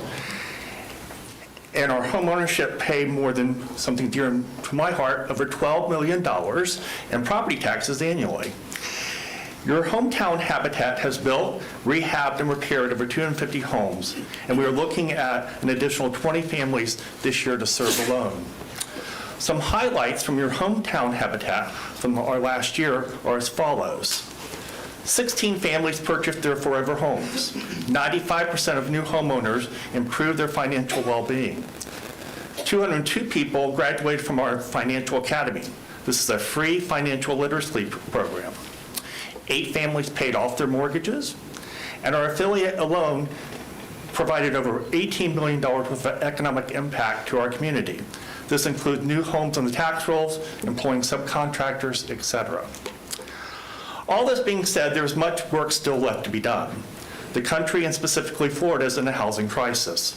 1 in 6 households in Florida pays more than 50% of their income for housing. This is not sustainable and sets families up for failure. In Seminole County, a person, believe it or not, must earn over $82,000 a year to afford a 3-bedroom apartment with a rent of over $2,000 a month. With Habitat, payments are 50% of that number here in this affiliate alone. With the legislative session about to begin, one of the best investments you can make this year and every year is an investment in affordable housing programs, such as the SHIP program, which you have done very well in funding all over these years. State Housing Initiative Partnership is what SHIP stands for, and it helps with down payment assistance here in Seminole County. These funds allow our organization to layer funds to keep housing affordable. Please consider, as you've done in the past, to continue to support the SHIP program. And we know at Habitat we are not the total solution, but we think as a nonprofit, partnering with the business community, partnering with government, that we can help move this affordable housing situation forward. And we appreciate your support, as you've done over the years. And if you've got any questions, be glad to try to answer this for you. Thank you. Thank you very much. Appreciate the opportunity. Next up is Kenna Glover with Children's Home Society. And after Ms. Glover is Jean Van Smith with the Foundation for Seminole Public Schools. Good morning. My name is Kenna Glover. I am the Program Manager for Healthy Families Seminole County within Children's Home Society of Florida. On behalf of all of us at Children's Home Society, thank you so much for the $2 million that was appropriated to healthy families in last year's legislative session. In addition to Seminole County, Children's Home Society has 14 other counties that we serve with healthy families across the state. The funds were needed to help stabilize our critical workforce. Many of our staff made under the minimum wage and often make under what the families that we're serving. So we're very appreciative of that funding. Healthy Families is celebrating 25 years of helping children and families stay safe, healthy, and not in the foster care system this year. The data that we have shows that 1 year after families receive our voluntary prevention services, they're 99% free of maltreatment and 95% after 3 years. So addressing those needs and challenges to the families before a crisis occurs is a top priority for Children's Home Society and Healthy Families. So we're asking for your consideration to include the $2 million in recurring funds to Healthy Families in the next legislative session. That way we can continue to support our team and the mission of keeping our children and families safe and strong together. Thank you so much for your time and your enthusiasm to serve our state and your consideration for our priority. We look forward to continuing to work with you. Thank you so much. Next up is Jean Van Smith with the Foundation for Seminole Public Schools. And after her will be Sarita Beeman, Superintendent, Seminole County. Good morning, Chair Plakin and delegation members. Good morning. I'm Jean Van Smith, the Executive Director of the Foundation for Seminole County Public Schools. I think all of you know we are a nonprofit with the mission to enhance education in Seminole County Public Schools. Each year we raise and distribute over $4 million, with 91% of that going directly to programs like our Teacher Resource Store, mentoring through Take Stock in Children, STEM education, career tech education, and more. I'm here to mention two programs that we receive state funding through. The first is Take Stock in Children, which is a mentoring program. The state funds this statewide, and we receive money for our staff salaries as well as to offset cost of the college scholarships that we purchase for the students in the program. We currently have 107 low-income students receiving mentoring, college success coaching, and when they graduate, a 2-year Florida prepaid scholarship. Many of these students will be the first in their family to go to college. And last year, our high school students had 100% graduation rate from the program, which we're very proud of. In addition, we utilize the School District Education Foundation Matching Grant Program. This is a $6 million appropriation statewide, so thank you so much for supporting this last year. What that means is here in Seminole, we receive about $130,000, all of which we have to match dollar for dollar with private funds. Last year, we used funds from the matching grant program to support a school and classroom mini grant program. And one school, Eugene Gregory Memorial Youth Academy, applied for and received a grant to create a school garden, which many of our schools choose to utilize that. Eugene Gregory is unique. 100% of the students at Eugene Gregory are on the free and reduced meal program, and it's a Title I school. With this grant, students used science skills to research soil, plant conditions, and create the garden, and even improve their social skills by working as a team. It's really special projects like these that make learning fun for students and make a memorable experience. And the teachers shared, "Thank you so much to our wonderful donors. You really are making a difference in my students' lives and have provided an experience they may never have had." Given the growth in our programs and the growth of education foundations statewide, our organization is requesting an increase in the matching grant this year from $6 million to $7 million. So I hope you'll consider that. More information is in the packet that I shared. And if you have any questions, you can always feel free to reach out to me. And thank you so much for being such good partners for public education. Thank you, Ms. Van Smith. Next up is Superintendent Beeman. Good morning. I'm Sarita Beeman, the Superintendent of Seminole County Public Schools, and I'm joined today by all 5 of our board members, Chair Christine Kraus, Vice Chair Abby Sanchez, and members Autumn Garrick, Kelly Davis, and Amy Pinnick. Before I highlight this year's priorities, I want to thank you for representing our families and our students so well during the 2023 legislative session. Because of your support and the $2 million appropriation to Seminole County Public Schools, the Health Academy at Seminole High School is being modernized so that our students are well prepared for their future. Students also directly benefited from your support of House Bill 1537, which allowed approximately 450 Seminole County seniors to graduate and march with their classmates in May because of your work. Thank you so much. Our first legislative priority for this year relates again to school accountability. The The current system related to calculation of mathematics performance penalizes high schools when students complete Algebra 1 and/or geometry in middle school.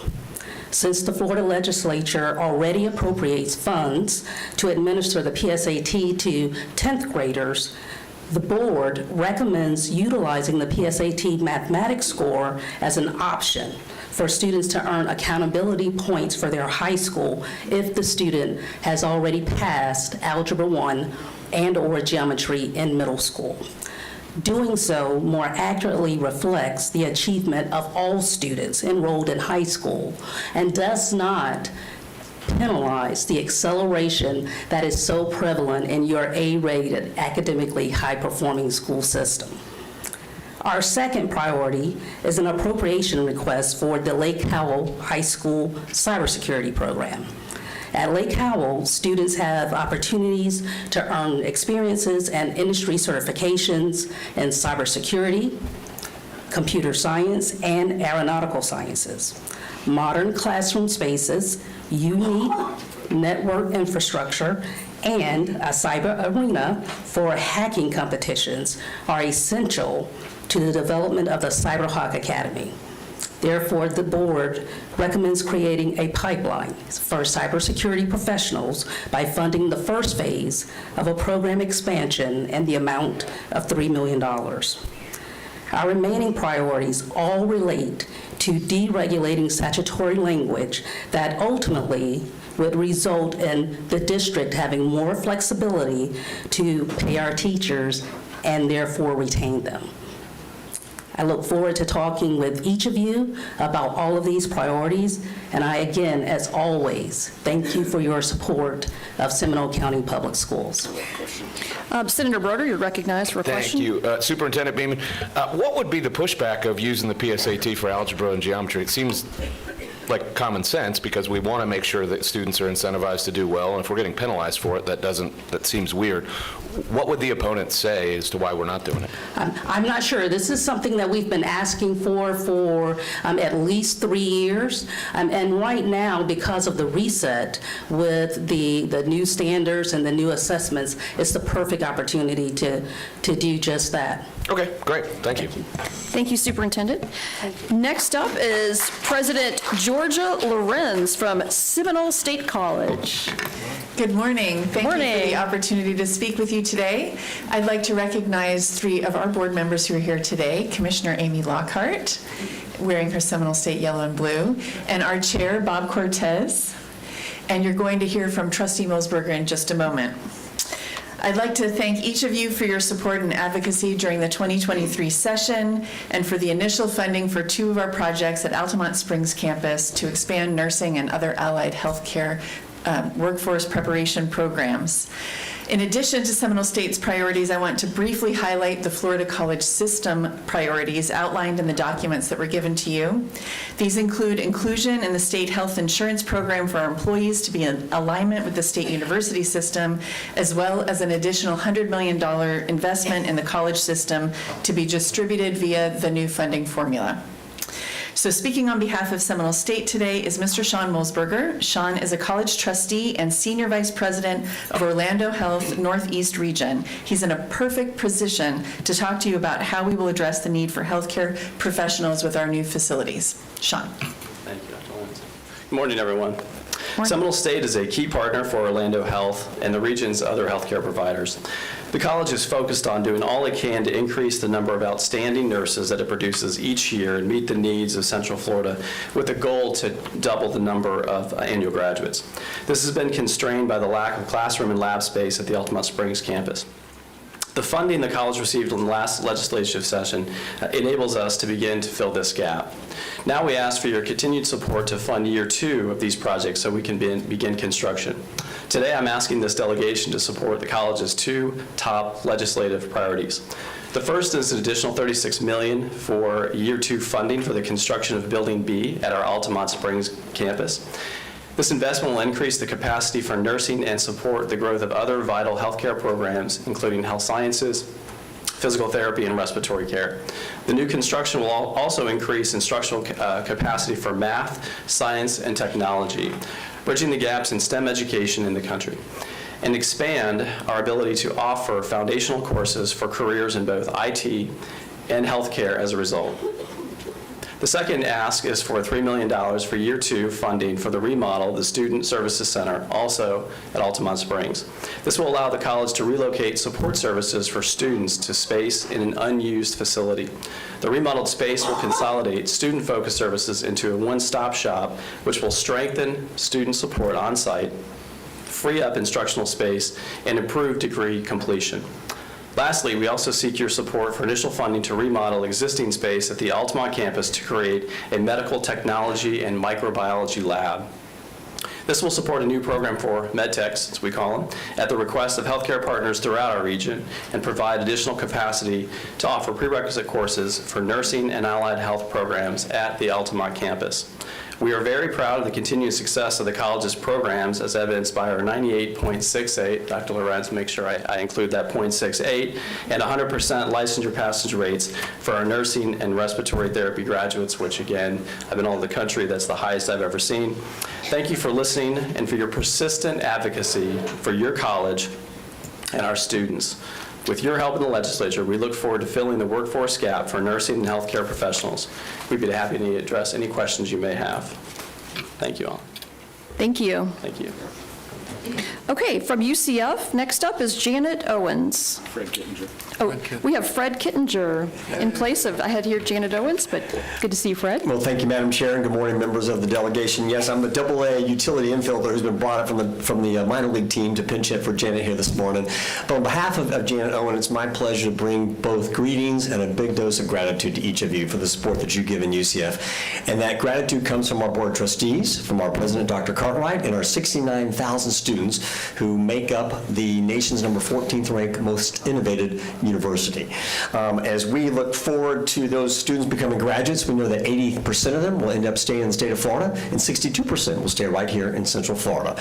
As we look forward to next year's session, we would be remiss if we didn't first thank you for the heavy lifting that you've done in the past 2 years. And specifically, I want to cite 2 instances. Number one, the nursing pipeline program that you all created in 2022 and 23. Because of your operational and construction support, we will break ground in January of 2024, and with the additional faculty staff, we'll be able to double our enrollment of nursing students. It's also in large part thanks to our philanthropic partners. Many of them are here today, Advent Health, Orlando Health, and Dr. Phillips Charities. It's a great team effort to make that possible. The second thank you comes to you for the work that you provide and the funding you provided for our college engineering. Right now, we have returned to our core mission, which is support the workforce that provides the workers for our aerospace and defense industries. That's what we were founded on, 1963. Because of your work, we're now, once again, for the 7th straight year, the #1 supplier of workers to the aerospace and national defense firms across the country. And if you look at NASA, 29% of their employers are carrying a UCF diploma. As we look into this year's session, there are 3 specific asks we have, and they all come under the umbrella of helping UCF to become Florida's premier engineering and technology innovation university. The first one is to support state funding that allow us to increase our engineering students from 13,000 to 20,000. It'll also have an additional 5,000 STEM-related students in technology degrees.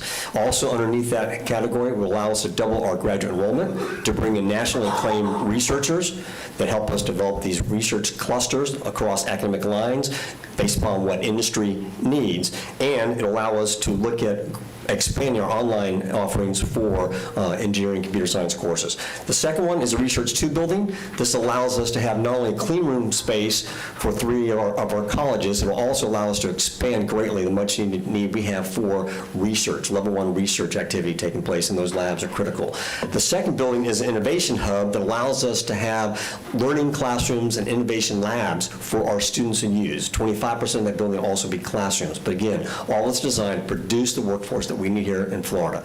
As we look forward to the 2024 session, I know we're going to have a lot more conversations with you all. We thank you for your support, and we look forward to working with you in collaboration as we support Florida's economic prosperity needs. Thank you, Mr. Kittinger. Thank you. Next up, we have Judy Wagner on the topic of health, followed by Richard Wagner.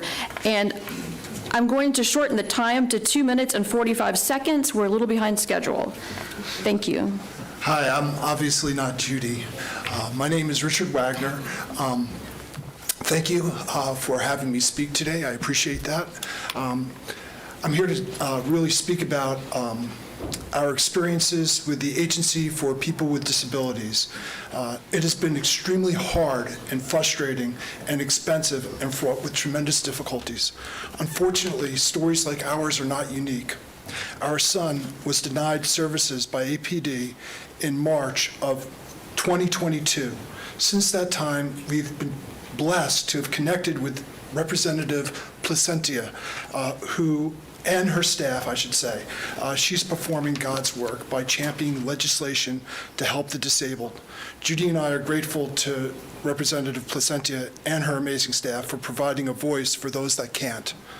The purpose of the legislation is to provide transparency in ADP's determination process. Currently, determination letters are non-specific and written using templated forms. In my son's case, the denial letter seemed disconnected with reality. The only specific cause for the denial was a failure to substantiate a communication disorder. We could not understand ADP's determination since James's communication deficits are at the heart of his disability. We had no idea why my son was being denied.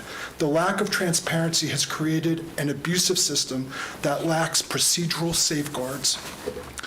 Dovetailing off of the idea of transparency is the provision of ADP to provide funding for independent evaluations. In fact, the rules already call for ADP, if there are questions, to provide funding for independent evaluations. Unfortunately, and opportunistically, ADP has defined this rule to mean if only ADP has questions. It has nothing to do with the petitioner. Independent assessments and evaluations place an extraordinary burden on an already disadvantaged population. APD bankrupting families is terrible. APD's power may make it hard or even impossible for my son to be placed on the wait list, but that does not mean APD has acted lawfully and acted in the public's interest. And I yield the rest of our time. Yeah, any questions? Thank you. Is Miss Judy Wagner not here today? She is. Okay. She hates to speak. Okay, thank you. All right, thank you for sharing. Is James Wagner wanting to speak as well? Okay. Thank you. Next up, we have Megan Kufis-Gagos with Howard Phillips Center for Children and Families. And I apologize for butchering the last name there. Can you say your last name? I'm going to thank Megan for getting the Howard Phillips Center on the agenda today. My name is Ann Soul, and I am the Senior Director of the Howard Phillips Center for Children and Families. Thank you for your ongoing support of our work. The Howard Phillips Center is part of the Orlando Health Arnold Palmer Hospital for Children, and it exists to advocate for and respond to the needs of the most vulnerable children in Central Florida, those who face medical, emotional, and developmental challenges, especially those related to child abuse and neglect. Our Central Florida Early Steps program provides comprehensive developmental evaluations and specialized early interventions services right here in Seminole County. We work with children 0 to 36 months old with all types of developmental delays and disabilities. Last year alone, this extraordinary Early Steps team provided over 65,000 hours of early intervention services in the form of developmental evaluations, therapeutic services, and case management. I have seen how some seemingly small things our team does become life-changing moments for our families. I remember one baby whose first sounds did not include some of the early milestone consonants typical of a baby that age. The trained ear of our staff recognized the baby may not be developing the lip muscles needed so she taught mom to have baby drink liquids through a straw. This supports vocal muscle development. Simple, right? Costly? No, not when we invest early, not when we have experts who can identify such a discrete sound and help correct for the long term. If not caught early, this could have led to speech delays and a whole cascade of potential issues for families and the school system in the years to come. It is imperative that each of us care about what happens to children, not only because it is the right thing to do, but because it has a direct correlation to the future workforce and the long-term health and well-being of our entire community. When we intervene on children's behalf, entire communities do better. As the population continues to grow, so does the need for our services. That is why the Howard Phillips Center exists and aims for a better future for all of us. We just need more folks, such as yourselves, to help us sustain our incredible, invaluable programs. Thank you, and you are always welcome to come take a tour of the Howard Phillips Center. Thank you, Ms. Soul. Is it Soul? Okay. Yes. Next up, Florida Dental Hygienist Association, Aurora DeMarco, followed by Todd Dixon with Aspire Health Partners.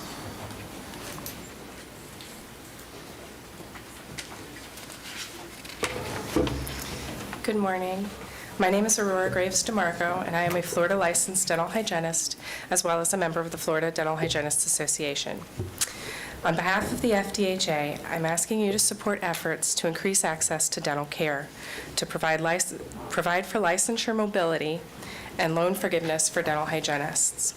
A recent report found that Florida had the highest rate of emergency department visits in the country for non-traumatic dental conditions for children under the age of 14. Florida Medicaid covered the cost of those visits, of 86% of those visits. And the most common reason given for those emergency department visits was an abscess caused by an unfilled cavity. Easy fix. There is not just one solution to increasing access to dental care. Instead, we hope the legislature will consider several of the following options. First, following other states that have authorized mid-level dental providers called dental therapists to join the clinical team. These providers are required to graduate from an accredited dental program, to take the same state licensing exam a dentist takes for the like procedures they will perform, and then become licensed. Dental therapists are trained to perform uncomplicated services normally provided by a dentist to extend the reach of that dental practice or community program. But to be clear, the licensed dentists decide what treatments their dental therapists are allowed to provide to their patients.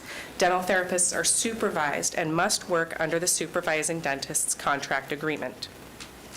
Second, increasing the dental workforce in our state by allowing reciprocity for dental hygienists licensed and practicing safely in other states. These hygienists must have graduated from an accredited program, passed a state licensing exam, a national board exam, and have practiced safely for several years. Unfortunately, to work in Florida, these professionals have to take another licensing exam on a mannequin. Licensing exams are designed for entry-level hygienists who have just graduated, not for experienced hygienists that are already licensed in other states. Third, it can be costly to become a dental hygienist. In the state of Florida, a 2-year program ranges anywhere from $25,000 to $80,000. Many of these programs are rigorous and do not allow students to work while they are attending school. Having a loan forgiveness program similar to loan forgiveness programs already in place for Florida dentists will help those who may not choose to go to dental hygiene school because of the inability to work while pursuing their education. I thank you for your consideration and your time and your service to our state, and I'll yield the rest of my time. Thank you. Okay. Next up, Todd Dixon with Aspire Health Partners. Mr. Dixon, you're recognized. Thank you. Good morning. I'm going to join the parade of folks who have come here this morning to congratulate you on what a great year we had in the legislature last year. Our budget was very healthy, and thanks to many of the members here today, Aspire Health Partners has been able to move forward on some of our key initiatives. Senator Brodeur and Representative Plakin, you were instrumental in getting funding for a Seminole County central receiving system. That's something that we have been working towards here in this county. Senator, you know, we've talked to you for quite some time. A replica, really, of what was pioneered in Orange County. And we hope to see that funding for that. DCF, like so many agencies, are struggling with some staffing issues to process contracts, but we hope to see that opened by the beginning of December. We haven't quite seen that money show up in our contracts yet, but we understand they're going through a process just like everybody else. We did have the chance, Representative Placencia and Senator Brodeur, during our recent tours, to talk about our homeless veterans program. We are on track to break ground on that project again in December. However, unfortunately, as I think we have shared, as so many people have learned over the last 2 years, construction costs have gone through the roof. And what was originally budgeted as a $3.5 million project, when we finally completed all the zoning and variance requirements and put the project out for bid, it came back in at double the original estimate. Your assistance to leverage the Department of Veteran Affairs project last year is tremendously appreciated, and we're hoping that potentially you'd be able to help us again this year to help close that gap between what was originally funded and what the actual cost will be. We've spoken to your staff, and we'll get more to you. And just want to say thank you. Representative Plakin, we're so sorry that we didn't get to tour the facility with you, but we hope to be able to schedule something again soon. Thank you. Representative Placencia, you're recognized for a question. Thank you. It would be my pleasure to help again. Those services are needed, and I'm looking forward to a completed building soon. Thank you very much. We are too. Thank you so much. Next up is Acadia Jacob with Florida Voices for Health, followed by Kimberly Smith. Hi, good morning, everyone. Thank you so much for allowing me to speak. My name is Acadia. I'm the Advocacy Director at Florida Voices for Health. I've had the pleasure of meeting with several of your teams. We are a statewide, nonprofit, nonpartisan health advocacy organization, and our mission is to increase access to health care, especially for those who are low income or moderate income. I'm here today because Senate President Kathleen Passidomo has said her focus this agenda is health. But when asked for her plan, she said she is thinking of health fairs and the like. And what we really want to know is what health fairs are going to do for the 500,000 Floridians who live in the coverage gap, who don't qualify for Medicaid or subsidized plans under the Affordable Care Act. What will fairs do for Janelle? She has sickle cell. When uninsured, she fainted, had to be transported to the hospital. She's now insured, but is paying down tens of thousands of dollars in medical debt. Marquise is a student working part-time. He was in a car accident and due to the cost of care can't afford ongoing treatment. More than 7 rural safety net hospitals have closed in recent years, and communities throughout the state are going without preventative and specialized treatments. Health fairs won't help those families having babies on the literal sides of highways, folks losing limbs because of the hours it takes to get to the ER. Redeterminations are ongoing. 1.4 million Floridians are being confronted by the harsh realities of how restrictive access to care can be in our state. Families are falling into that coverage gap, some at risk that we've met, a young child, 5 years old, going through cancer treatment, a young mom with a newborn who needed that care to manage her chronic heart condition. Floridians in Seminole and throughout the whole state are really being left behind by our current health system, and we do deserve actual policy solutions. HB 511 will not just save our state $1.75 billion annually, but literally save lives, bring hundreds of thousands of jobs, bolster these hospital systems, help close disparities in outcomes, and so much more. I want to thank you all for standing with Floridians in support of policies that do advance local, community, and state health and well-being. and I look forward to seeing you all and your teams in Tallahassee this session. Thank you. Thank you, Ms. Jacob. I just, quick comment on that. On behalf of the Senate, the Live Healthy Act is going to be focused mostly on access and technology. It's not just health fairs. I think she might have been being flippant. And so you'll have a suite of bills that will help work on scope issues, access issues, things like that. I don't know that it'll address everything on your list, but I think we're going to make a significant bite at it. That's really helpful to know. Thank you. I look forward to it. Representative Smith, did you have a question? And just HB 511, I jotted that number. I've not read that bill yet, but this is the President Pasadomo is not kidding. I mean, this is going to be the year of health care. Matter of fact, I have a very good bill working with Senator Ana Maria Rodriguez. We have not filed it yet. We're dotting our I's, crossing our T's to fill what we call the missing doctor in Florida, which is naturopathic doctors that are licensed in 26 other states, but not in Florida. Some years ago, with the stroke of a pen, the legislature eliminated this from Florida, and we have these naturopathic doctors from other states operating in Florida today, and we're not managing our own healthcare system, and so we hope to fill that void of that missing doctor right here in Florida. Okay, thank you. Thank you. Next up is Kimberly Smith, followed by Betsy Haddad. Thank you. Thank you for allowing me to speak to you about something I never thought I would be speaking about, the public safety crisis in Florida prisons. Like most of you, I never thought this issue would affect me, but I've learned in the last few years that no matter who you are or who you think you are, one bad decision can humble you and your family. My son's financial crime, for which he is serving an 8-year prison sentence, has had a silver lining. It opened our eyes to the inhumanity taking place in the Florida prisons. I could speak to you for hours about the rats, cockroaches, the rampant staph infections, violence and disrespect by staff, the inedible food, as previously mentioned, the forced unpaid labor each day, and a myriad of other real problems.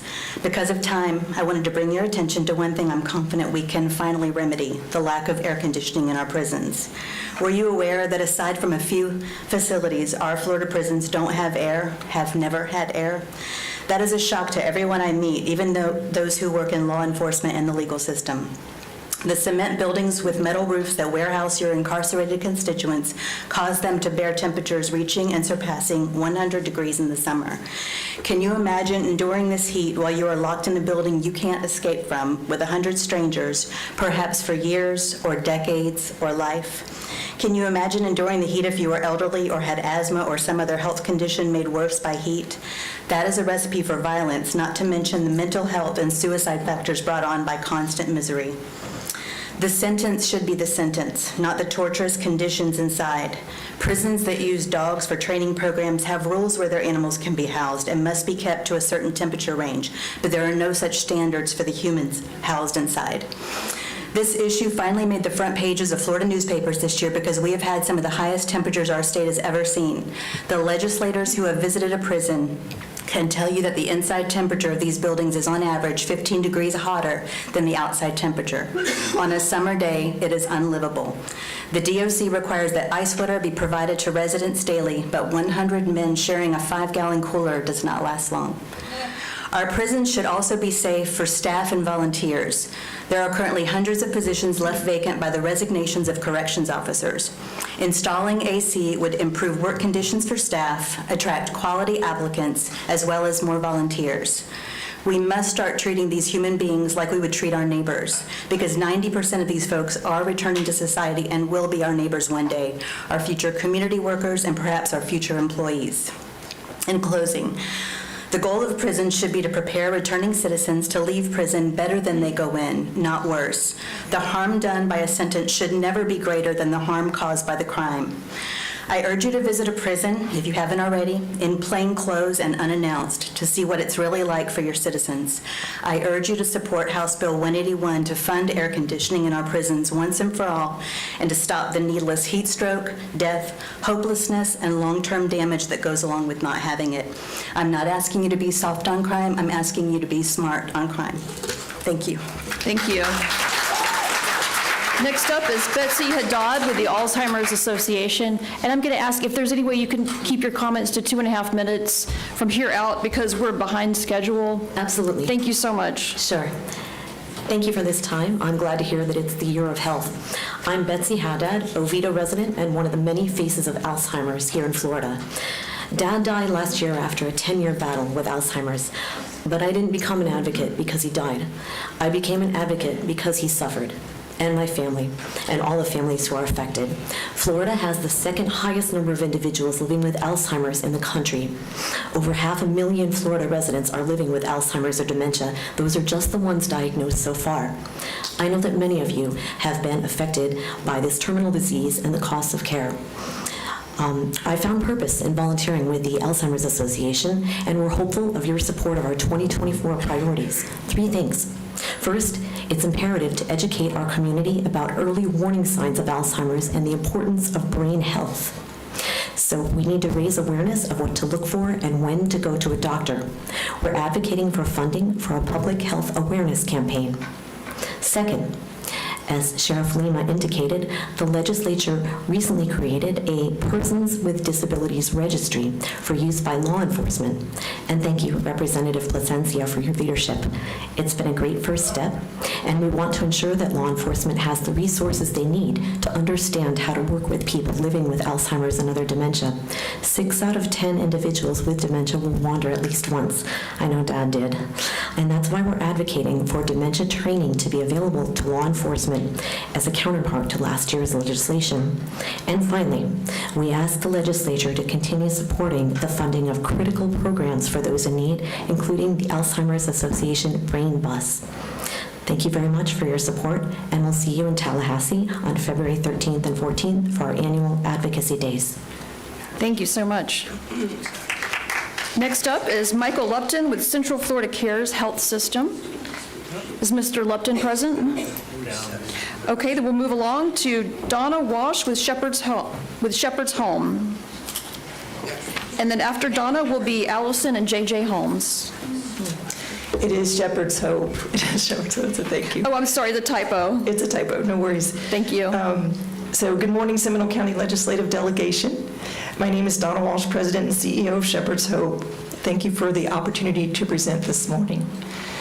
As a free and charitable clinic, Shepherd's Hope has provided quality acute and specialty health care through over 330,000 visits for uninsured patients since founded in 1997 through the vision of Pastor Bill Barnes from St. Luke's United Methodist Church in Orlando.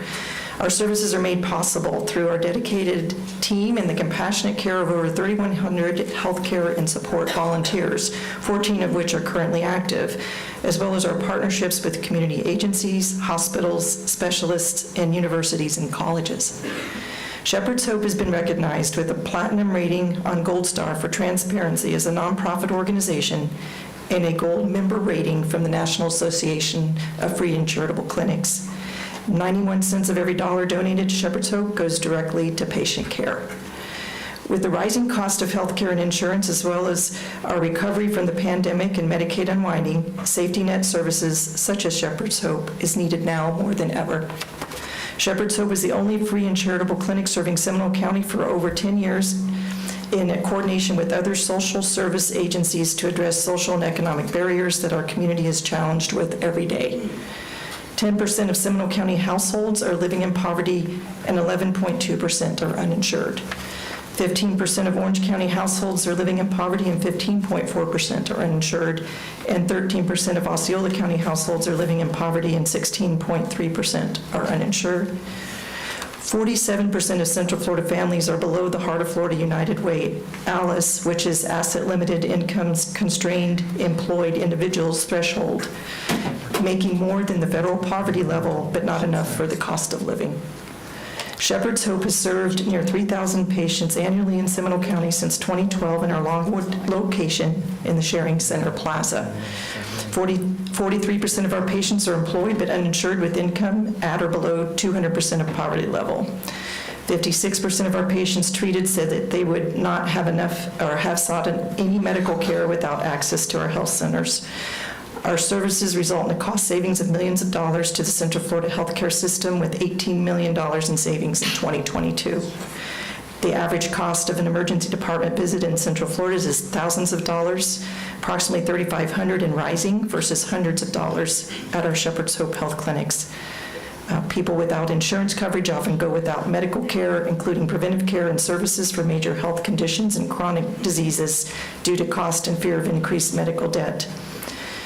In addition to acute and specialty care, Shepherd's Hope provides a prescription scholarship program, healthy eating and active lifestyle, preventative health program, back to school and sports physicals in partnership with Nemours Children's Health and others, liver clinic in Longwood, mental health through partnership with the Mental Health Association Outlook Clinic, telehealth services, outreach, case management, and healthcare navigation. Shepherd's Hope has been able to continue serving our Central Florida community in health and wellness through 4 locations, including Winter Garden, downtown Orlando, East Orlando, and Longwood, and outreach on a $2.5 million budget through generous donations, contributions, and grants, including the Florida Association of Free and Charitable Clinics, which has provided support for nonprofit clinics in Florida. Continued support from FAFCC is important for Shepherd's Hope and other free and charitable clinics to continue our important work of safety net healthcare services. Shepherd's Hope has seen a decrease in FAFCC contributions by half the amount granted in previous years. Increased funding would allow our clinics to meet the demanding health care needs of our community. I'm almost done. Thank you for your ongoing support and advocacy in serving our most vulnerable community members in health and wellness. We invite you to visit any of our locations to learn more about our services and further ways to support our mission. As our founder, Dr. Bill Barnes, often mentions, none of us can do all of it, but all of us can do some of it through caring people, caring for people. Thank you so much. Thank you, Ms. Walsh. Okay, next up is Allison and J.J. Holmes.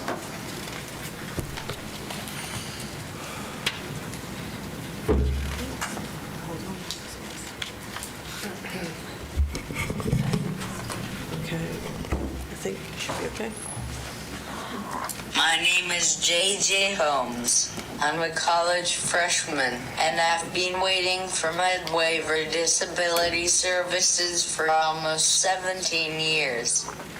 I was born in Florida, and I love my state, but I don't love how y'all treat Floridians with disabilities. Florida is 49 for funding the disability program, and we've got the most people waiting for services. At the last delegation meeting, I asked you to fund the waiver program so I can get disability services. Senator Broder, back then, you said fully funding the waiver makes a ton of sense, so I was pretty excited to see what y'all had planned. Turns out, nothing much. There was no increased funding, which means I'm still on the waiting list. But this year, if I'd have been able to drive a car and used the toll road 35 times, I'd have hit the Tallahassee jackpot. Because you gave those drivers $500 million. That's billion with a B. And that money could have totally cleared the waiting list.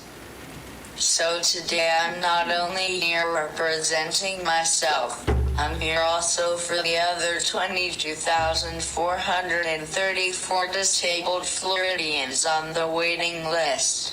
Because there's something wrong with your priorities in Tallahassee when you've forgotten about people like me. But you're giving $500 million away to toll road drivers who didn't even ask for your help. I am asking you, begging you, to fund the waiver so I can get off the waiting list and start living my life. Thank you for listening.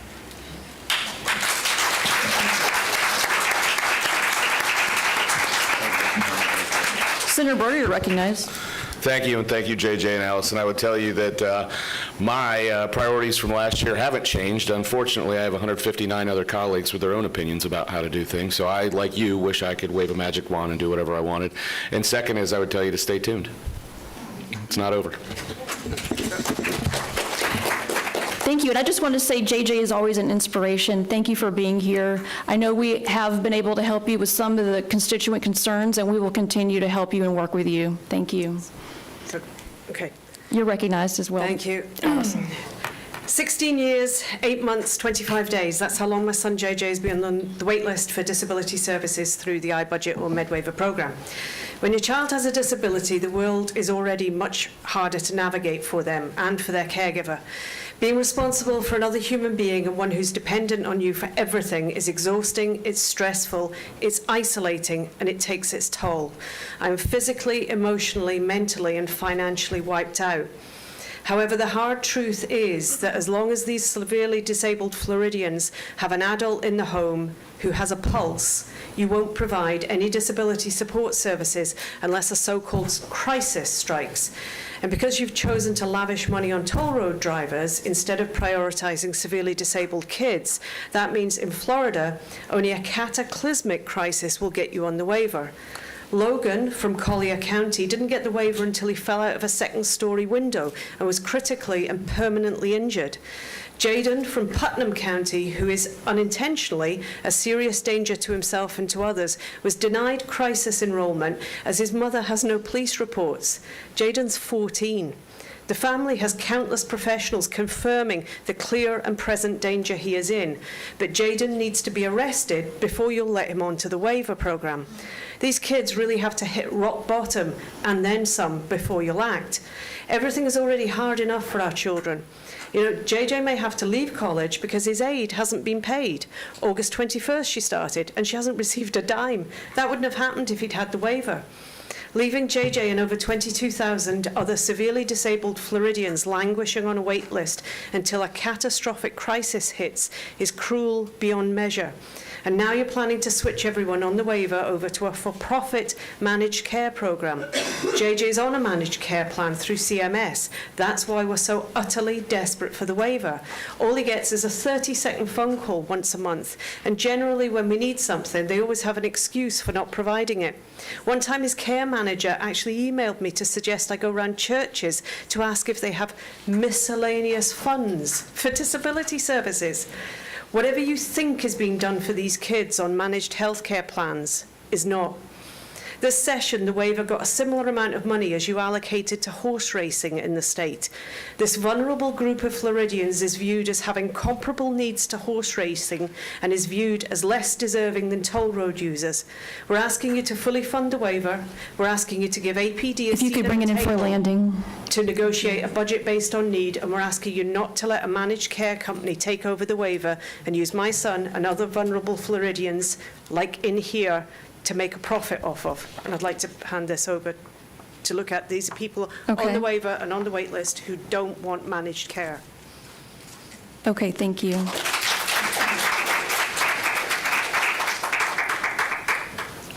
All right, next up is Valerie Schultz with Florida's National Popular Vote, and we're going to have to shorten the time to 1 minute and 40 seconds from here out. Thank you. No problem, I'll be under it. First of all, I'd like to say that the Floridians for National Popular Vote are all volunteers, and I'm not here to ask for any money, okay? My only ask is that the representatives would co-sponsor HB 67, and that Senator Broder would co-sponsor SB 236. We now have a bill number. Why am I asking this? Because Florida's current winner-take-all law, along with similar laws across the U.S., create battleground states where a few thousand votes from only 20% of the U.S. voters that live in those states decide the presidency. Or, even worse, the U.S. presidency could be decided in the courts by an even smaller number of people. That is not democracy. What does the Interstate Compact do? It instructs a member state to award its electoral college electors to the U.S. candidate who wins the national popular vote instead of the popular vote just in that state.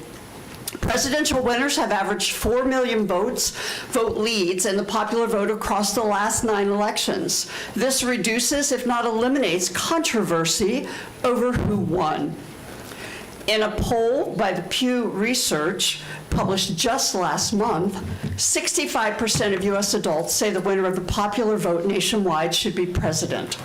Every state is given the right in the U.S. Constitution to decide how to award their electors, and the political identity of a state includes all of its citizens, not just those who vote with the majority.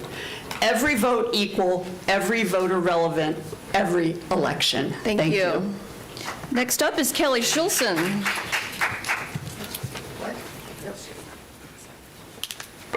Good morning. Good morning. I'm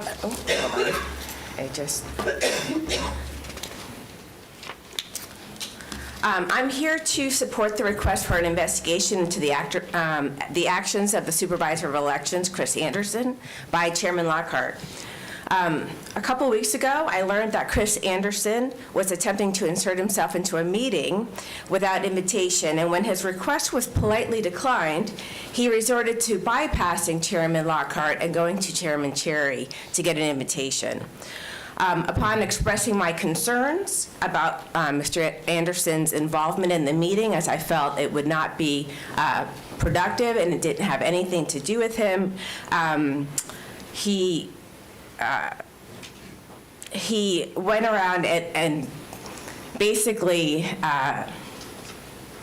went around to Chairman Cherry, and when I spoke to Mr. Cherry regarding my concerns, we agreed that I was going to uninvite him to the meeting. So upon that, expressing my concerns with Mr. Anderson's involvement in a meeting that he was not intended, I found myself and others the subject of a Facebook Live outburst which transpired on the premises of the Supervisor of Elections office while wearing a Supervisor of Elections shirt on a Facebook Live.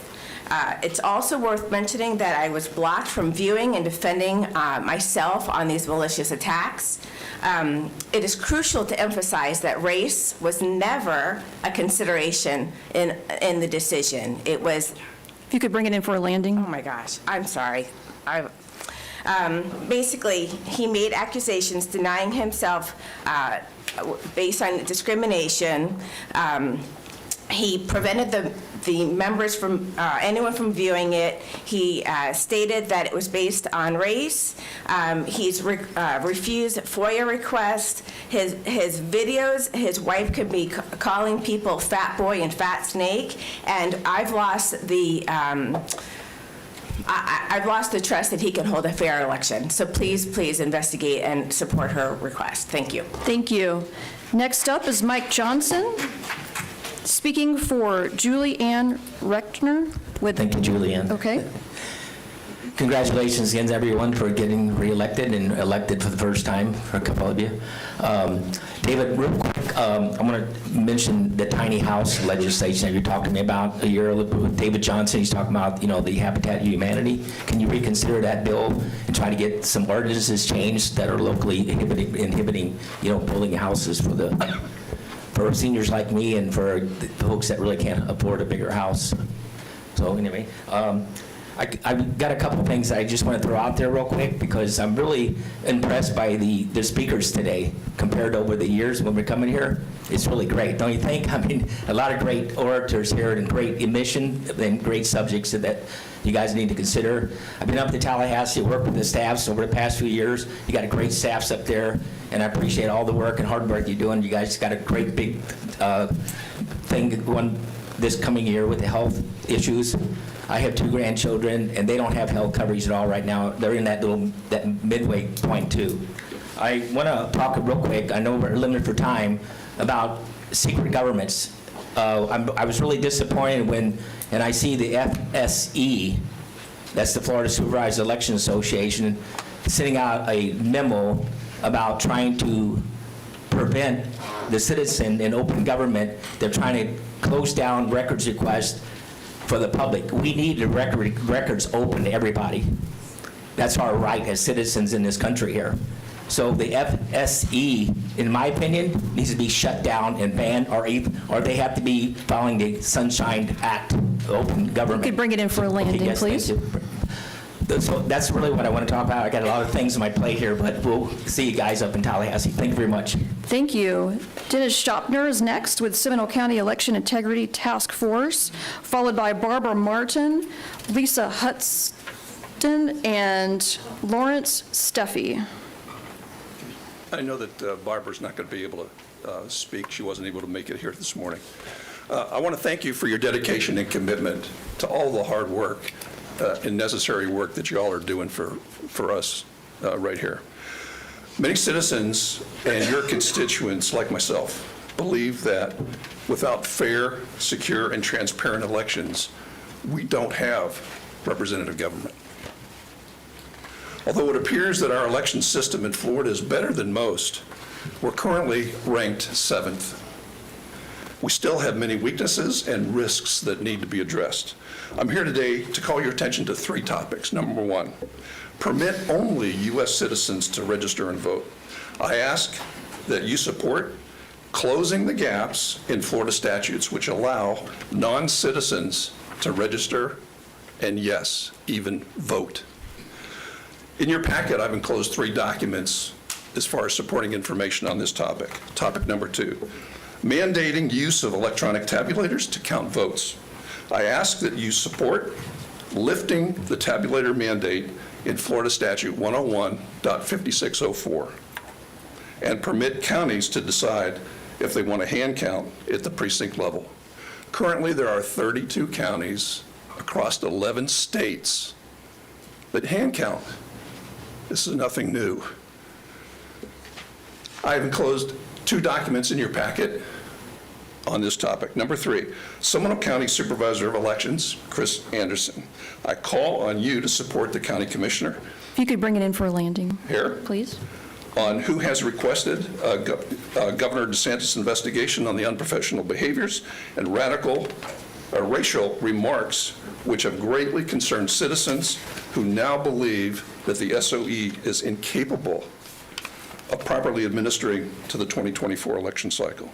Thank you for your time and consideration on these topics. Thank you. We've got about 13 people left with about 15 minutes to go, so I'm going to have to shorten it to 1 minute each.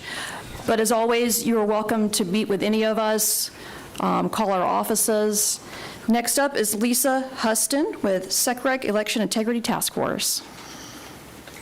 Good morning, it's Lisa Houston. Houston. One of the most important duties and responsibilities that our Board of County Commissioners have is serving on the Seminole County Canvassing Board. The Canvassing Board's work is crucial to strengthen trust in our democratic process and safeguards a free and fair election. This trust has been eroded, however, as none of our current county commissioners, with a combined service on the Board of County Commission for 45 years, has ever served on the Seminole County Canvassing Board. The Supervisor of Elections, the Board of County Commissioners, and judges have all been complicit in conducting canvassing board appointments on a 2-year term instead of for each and every election. The current county commissioners have manipulated the current Florida Statute 102.141 that allows them to be disqualified if they actively participate in a campaign. This clause in the statute has enabled them to never have served at all. The commissioners have not been unable to serve, they have been unwilling to serve.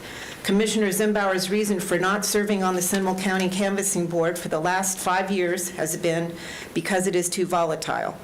Florida Statute 102.141 needs to be strengthened by replacing the word shall with must. Do not allow commissioners. You could bring it in for a landing, please. Do not allow commissioners to actively campaign for candidates or attend fundraisers.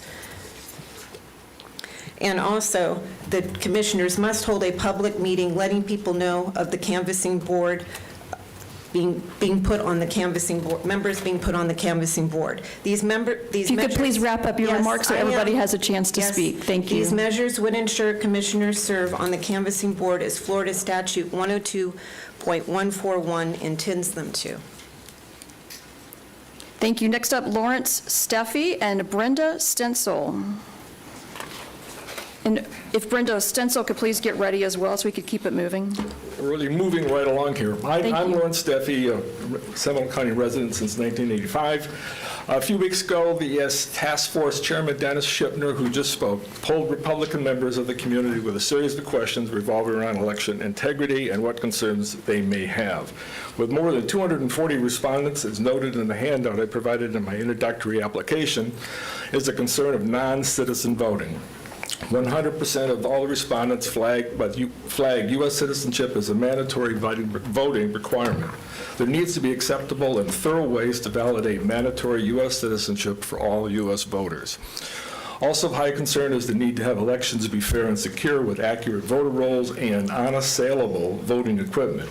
The option of having hand-counted ballots should be available to every election supervisor in Florida. This was noted by 90% of those polled. Unauthorized votes by mail concern greater than 80% of the respondents. You must be aware that accurate and fair You're bringing voting it for a landing, is please. high on the list of concerns of many, if not most, of your voting public. Please be responsive to the needs of your constituents. Thank you. Thank you. Next up, Brenda Stencil, followed by Kathy Swerdlow. Yes, good morning. Accurate voter registration rolls are one of the many crucial parts of securing elections in Florida. The attached 15 sheets in your binder reflect the results of canvassing completed by Defend Florida, a statewide nonpartisan grassroots citizen organization. Canvassing Task Force speak with Floridians and meet with supervisors of elections and state representatives to communicate discovered weaknesses and ways to mitigate voting irregularities. The attachments give overviews and summaries of legislative proposals with the appropriate statutes cited and recommended changes. Yellow underlined text are requested additions, and strike-throughs are requested removals. Current Florida statutes need to be strengthened to enable timely identification and removal of voters who move out of state or become deceased in Florida and out of state. Some are still listed on voter registration rolls decades later. Supervisors of elections should make the necessary changes by being given information from the Social Security Administration Death Index, Florida Department of Highway Safety and Motor Vehicles, and the State Department of Elections through online queries and 60-day reports. Also, I'd like to add that to remove from the voter rolls when their addresses are shown undeliverable as address and not responding to a card. Next up is Kathy Swerdlow with the League of Women Voters, followed by Linda Coffin. Thank you. I did provide to you our legislative priorities for this year. They are 4, voting rights, education, reproductive health, and gun violence prevention. In the interest of time, I'm going to talk about only 2. We ask your support in increasing accessibility to the electoral process, specifically in 2 distinct areas, voter registration and vote by mail. We ask that you oppose any further efforts to undermine voter registration efforts. And we ask that funds be allocated to the Division of Elections and to local election officials with the requirements that they use every means at their disposal to educate voters about the recent changes to the vote by mail process. Now I'm going to turn to gun violence, because gun violence is the leading cause of death of our children. I gave you each one of our bumper stickers that says it is easier to childproof your gun than bulletproof your child. But really, it is impossible to bulletproof a child. But it was entirely in our hands. You can bring it in for a landing, please. Yes, ma'am. It is entirely within our abilities to childproof those guns. And so, bottom line, safe storage saves lives, and that should be your greatest priority, as it is ours. Thank you. Thank you. Linda Coffin, next up with Moms Demand Action. Since y'all see so much of me, I'm going to introduce you to my partner, Ashley, who's going to speak for moms.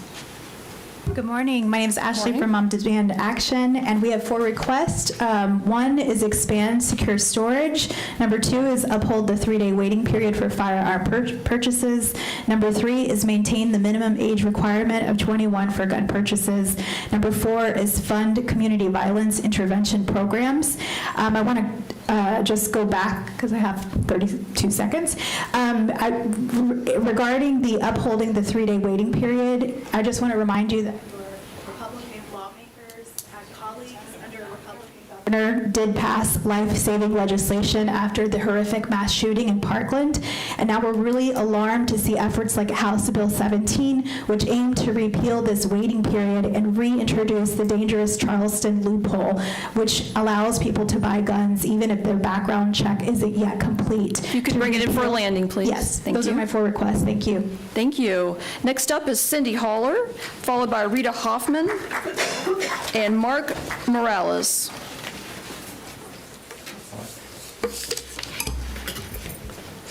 Hi, good morning. Good morning. Thank you for giving me the opportunity to speak. shortened what I had to say. So I'm concerned about quality of life here in Seminole County, Florida's natural choice. I would like more protection of our natural resources for our own health, our environment, and for the welfare of our pets and wildlife. More trees, native plants, and clean water benefit all of us. My asks include a native plant ordinance, which would be better for our aquifer due to less chemical usage and less demand from our aquifer. Let's incentivize a native plant nursery in our county and more throughout the state. I would also like black bear protection, public education, including signage and money for bear-proof cans. As an NRA member and a fan of our native black bears, I am opposed to Amendment 2 if it could make it easier to allow another bear hunt. Instead, let's have an annual Black Bear Festival, sell bear merchandise. I was going to bring a shirt, I forgot. If you could wrap up, please. Yes, ma'am. And educate residents on coexisting with our black bears. I recently read about a Panther Festival in Naples in Collier County, so I know these things do happen, and I thank you for your time and consideration. Thank you. Rita Hoffman is up next, followed by Mark Morales, followed by Mary Lynn. Hi. Hello. I'm here to talk about the removal of gold as the backing for money. When this happened, the Federal Reserve was able to create money out of thin air, causing the value of the dollar to reduce greatly. As you look around the global level, de-dollarization has gathered momentum. Countries around the world are turning to other currencies to pay for commodities, like Saudi Arabia offering to trade in alternative currencies, and the China-Brazil trade has switched away from the dollar. Look at BRICS, proposing a gold-backed system with more and more countries wanting to join. 23 U.S. states have taken steps to recognize gold and silver as legal tender. The move comes as a response to concerns about the stability of the U.S. dollar and increasing inflation rates, arguing that gold and silver are more stable forms of currency as their value is not subject to the same fluctuations as fiat currency. The shift is rooted in If you could Article please 1, bring it in for a landing. Section 10 of the U.S. Constitution, stating that no state shall make anything but gold and silver tender in payment of debts. Maybe this is something we can look at to increase fiscal responsibility. Thank you. Thank you. Next up is Mark Morales with Statewide Florida Guardian Ad Litem Office, and Mary Lynn, after him, is with the Electrification Coalition. Please get ready. Good morning. I wanted to first thank, on behalf of the Guardian Ad Litem Office, the delegation for coming here and for all the support that they've given us. Given the limited amount of time, I just want to pinpoint a couple of things that are very specific to Seminole County that we're doing here that you may not be aware of. I know that my colleagues are usually in Tallahassee hounding our story. So two of the things I wanted to pinpoint, one of them is something we call the SWAT project. It's a project that we have with our volunteers. They are medically trained volunteers, usually nurses, doctors, med techs, that go out and visit our babies that usually are born into the hospital, that are born addicted, also any child that comes in and ends in the hospital because of severe abuse. And they visit on a weekly basis. Normally our standard would be on a monthly basis, but they visit weekly to ensure that that child has all the medical care that they need. Additionally, I wanted to also point out that we have a new mentor initiative where some of our volunteers are going to be taking on the children as mentors once they reach the age of 17 and as they You could bring it in for a landing. That's all. Thank you. All right, Mary Lynn with the Electrification Coalition, and Stephanie Palacios with Second Harvest Food Banks. Hi, thank you so much. And Jason Brodero, you are a rock hero to me. My name is Mary Lynn. I'm from the Electrification Coalition. You have been such a huge advocate for our total cost of ownership bill that we have tried to pass, and we did pass. Well, we did. It passed. The governor vetoed it, but it passed both houses, so love it. We are a nonprofit. We develop and implement strategies for the adoption of electric cars, vehicles, trucks. It's good for our economy, our public health, and our national security. It helps us stop our dependence on oil right now. 66% of our crude oil and petroleum is used by the transportation sector. I took Sunrail on today, so I did my part and took your free shuttle over here. That's what I did. We are working on policy to advance the deployment and adoption of EVs, electric vehicles. But Jason, my TCO bill, total cost of ownership, love you. How many years have you been working on this now? I can't see. 3. So we're going to ask you to work on this up. again. I don't know what your tolerance is, but thank you so much. Again, you're a rock star. Thanks. We all agree that Jason's a rock star. That's been my favorite piece of testimony so far, in case anybody's wondering. Thank you. Next up is Stephanie Palacios with Second Harvest Food Banks. Good morning from Second Harvest Food Bank of Central Florida. Briefly, 1 in 8 Central Floridians is experiencing food insecurity, and that's here in Seminole County. The high cost of groceries is impacting our neighbors, but what can we do about it? I'm asking you to support our food cost mitigation program. This program will allow us to purchase more fruits and vegetables from Florida growers to distribute to our neighbors facing food insecurity. Additionally, this will allow us to ease some of the pain that Central Floridians are feeling due to those high costs of groceries, to support our seniors on fixed incomes who are struggling to make ends meet. So we'll see you in Tallahassee to discuss our food cost mitigation program. Thank you for your support. Thank you so much for all you do. We're almost out of time, but what I'd like to do is add about 15 minutes to the clock because we had about 13 people that filled out speaker request forms today. And Chair, I'd like to make a motion to extend the meeting by 15 minutes. Second. Without objection? That motion passes. Okay, next, so that everybody has a chance to speak, next up, Salvador Chiarella Visera. Is he here? Is he present? Okay, then we'll move right along to Louis McGill with the Convention of State Action Project. Not present either. Okay, great. Well, then we have people who walked in today, so we'll go ahead and listen to those concerns. First up is Vicki Landon with Central Florida Community Arts. Come on down, Vicki. Good morning. Thank you for extending the meeting to allow to hear from all of us. I'm Vicki Landon from Central Florida Community Arts, which is home to the country's largest community choir and symphony orchestra and an innovative school of arts and health that responds to community health needs through programs for adults with Down syndrome and seniors with dementia. And we cannot ignore the economic impact of the arts. A national study released this month determined that arts and culture in Central Florida have economic impact of $502 million, supports over 9,400 jobs, and generates $110 million in total tax revenue as just Central Florida. And we do all this despite really volatile funding. The Department of State's Division of Arts and Culture is home to 4 grant programs, all of which are reviewed rigorously and thoroughly by independent panels.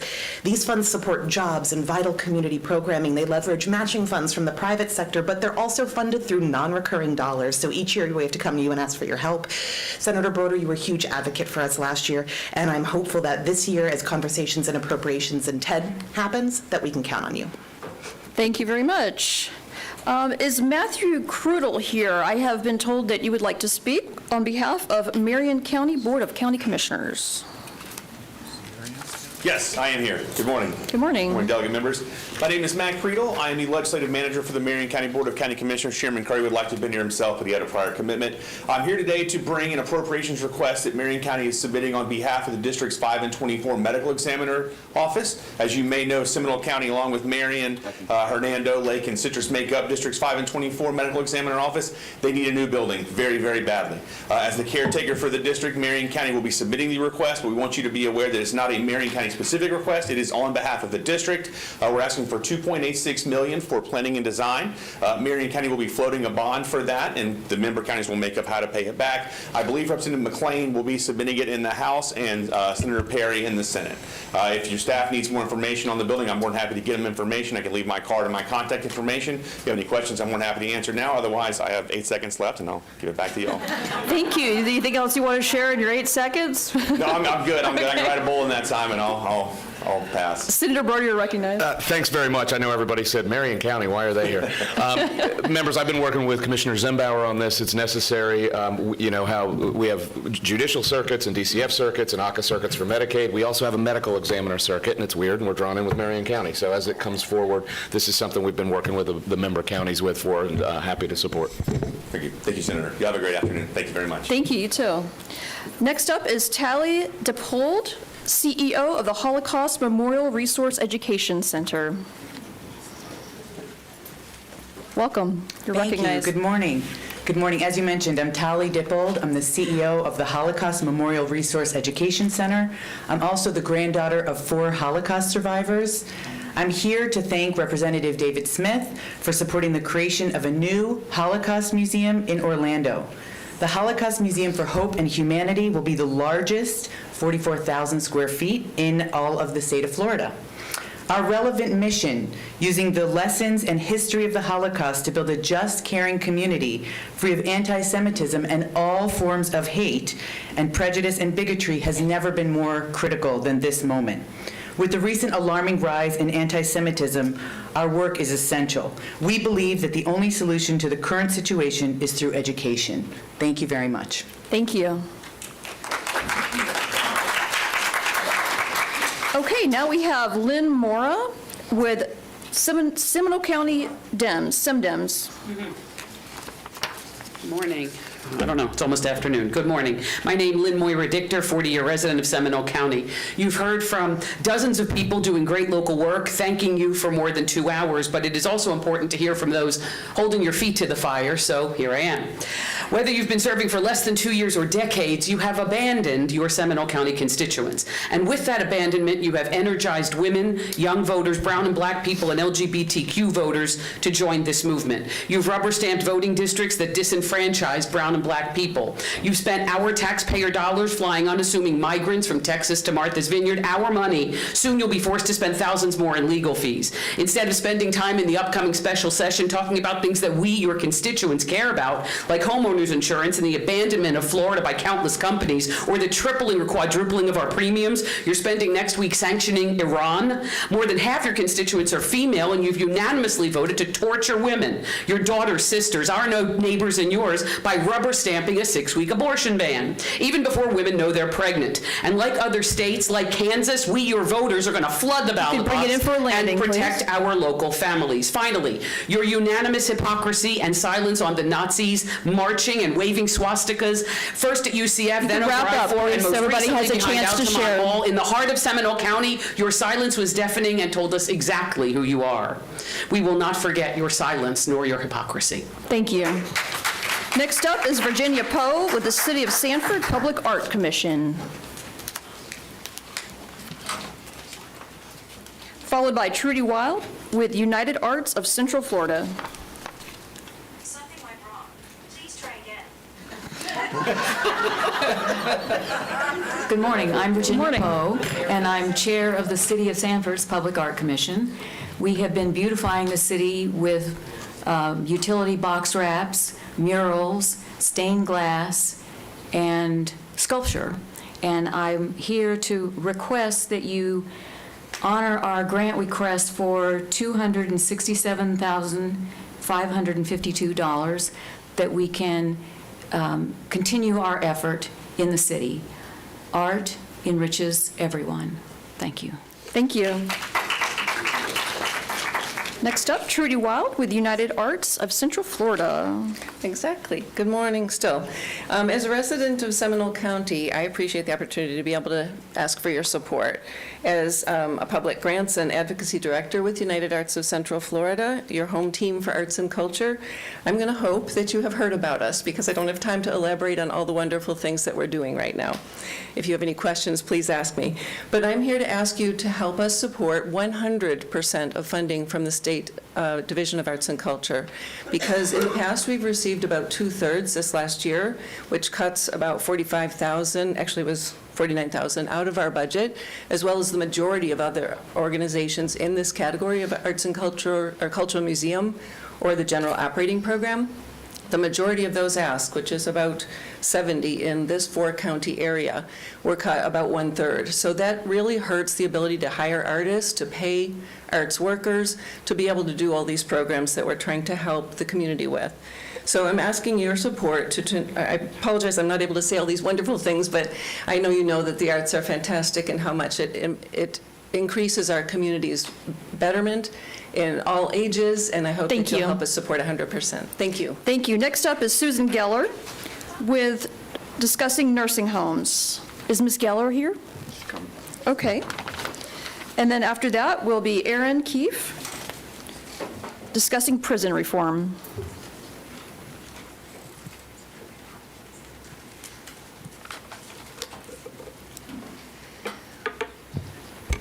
We are fortunate in Seminole County to have one of the foremost nursing homes in the state. My family was fortunate to have my mother at the Village on the Green nursing home during her final years.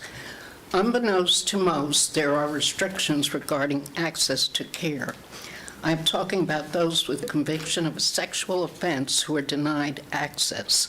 Statistics do not back up this discrimination. Someone with a prior conviction of a sexual offense against a minor is no different than a resident nursing home as a danger to children, especially considering there are no access to children. The state of Florida specifies a footage restriction of 1,000 feet from areas where children gather, a school, a daycare. So the question we should all struggle with, why is an adult who statistically represents the lowest risk to offend If you could against please a wrap minor, up. why are they being denied access in their final years to a nursing home because the daycare is 3 or 4 blocks away? Thank you very much. Thank you. Next up is Erin Keefe, and after Ms. Keefe will be Geneva Citizens Association, Nancy Harmon. Hi, good morning. Thank you. Great to see you all. Thank you for extending it. I'll be brief. I just wanted to, excuse me, just getting over a cold. I just wanted to address the aging population in the prisons right now. So it's estimated that in about a year, 35% of the population will be elderly.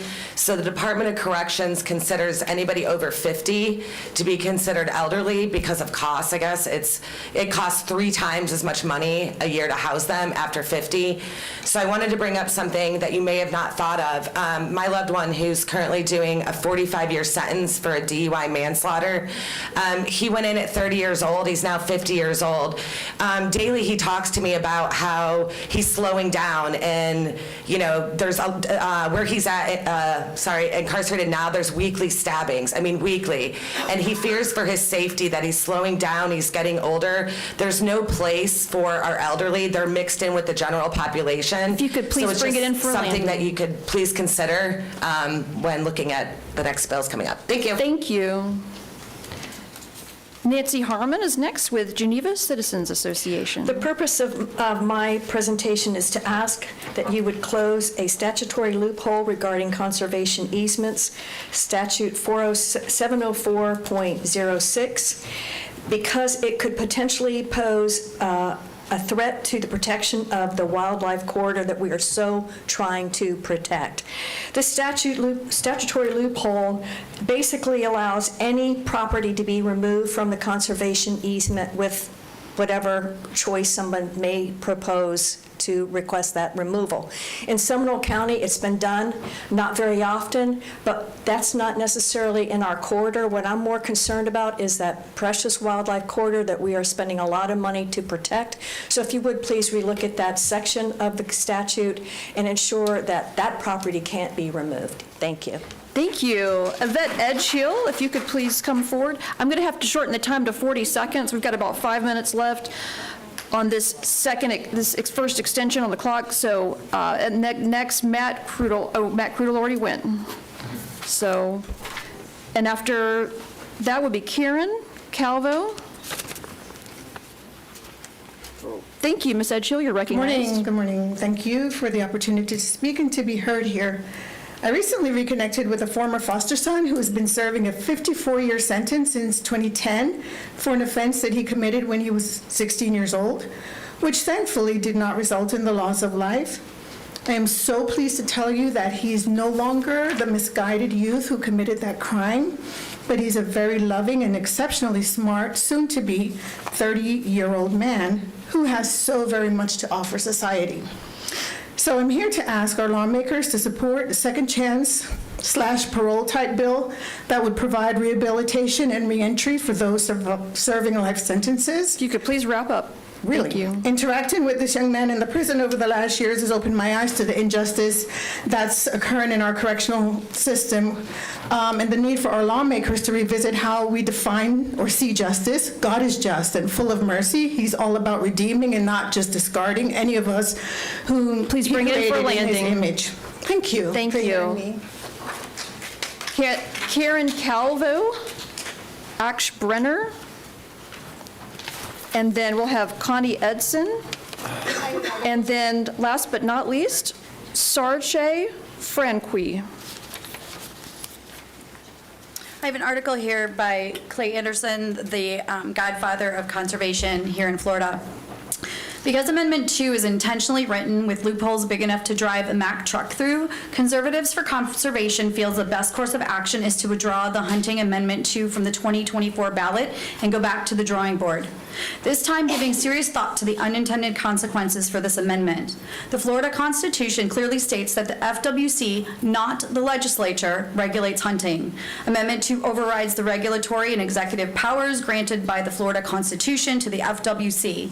How can we have any faith that the rights of property owners will be protected if this poorly worded and insufficiently vetted amendment were to pass? Several attorneys have been consulted and they have confirmed that the private property rights will be threatened. I live in the rural boundary on 5 acres. If you could and please have a wrap gun up. order. Thank you. Next up, Connie Edson. And if I could have Ms. Sarche Franqui please come up as well so that we could keep things going. We're almost out of time. Thank you. Hello, I'll be real brief. I know all of you. It's so nice to see you up here. Thank you for extending the time.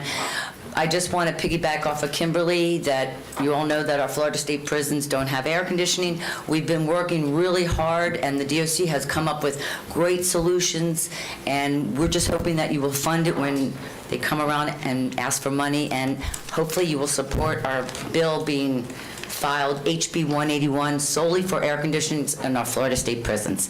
Thank you so much. Have a great day. Thank you. Ms. Franqui, last but not least.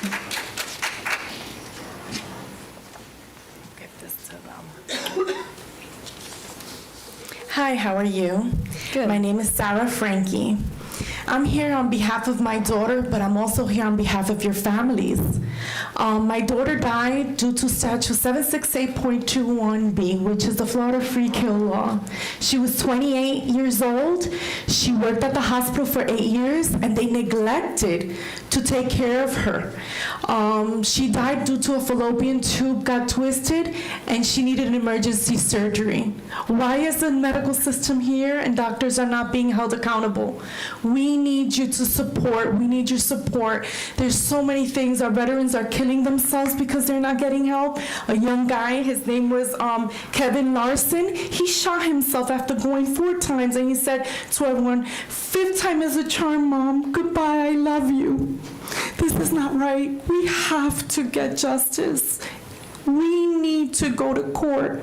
We need this. We need due process. And this is why our Constitution says that our 5th and 14th Amendment rights, we have our rights.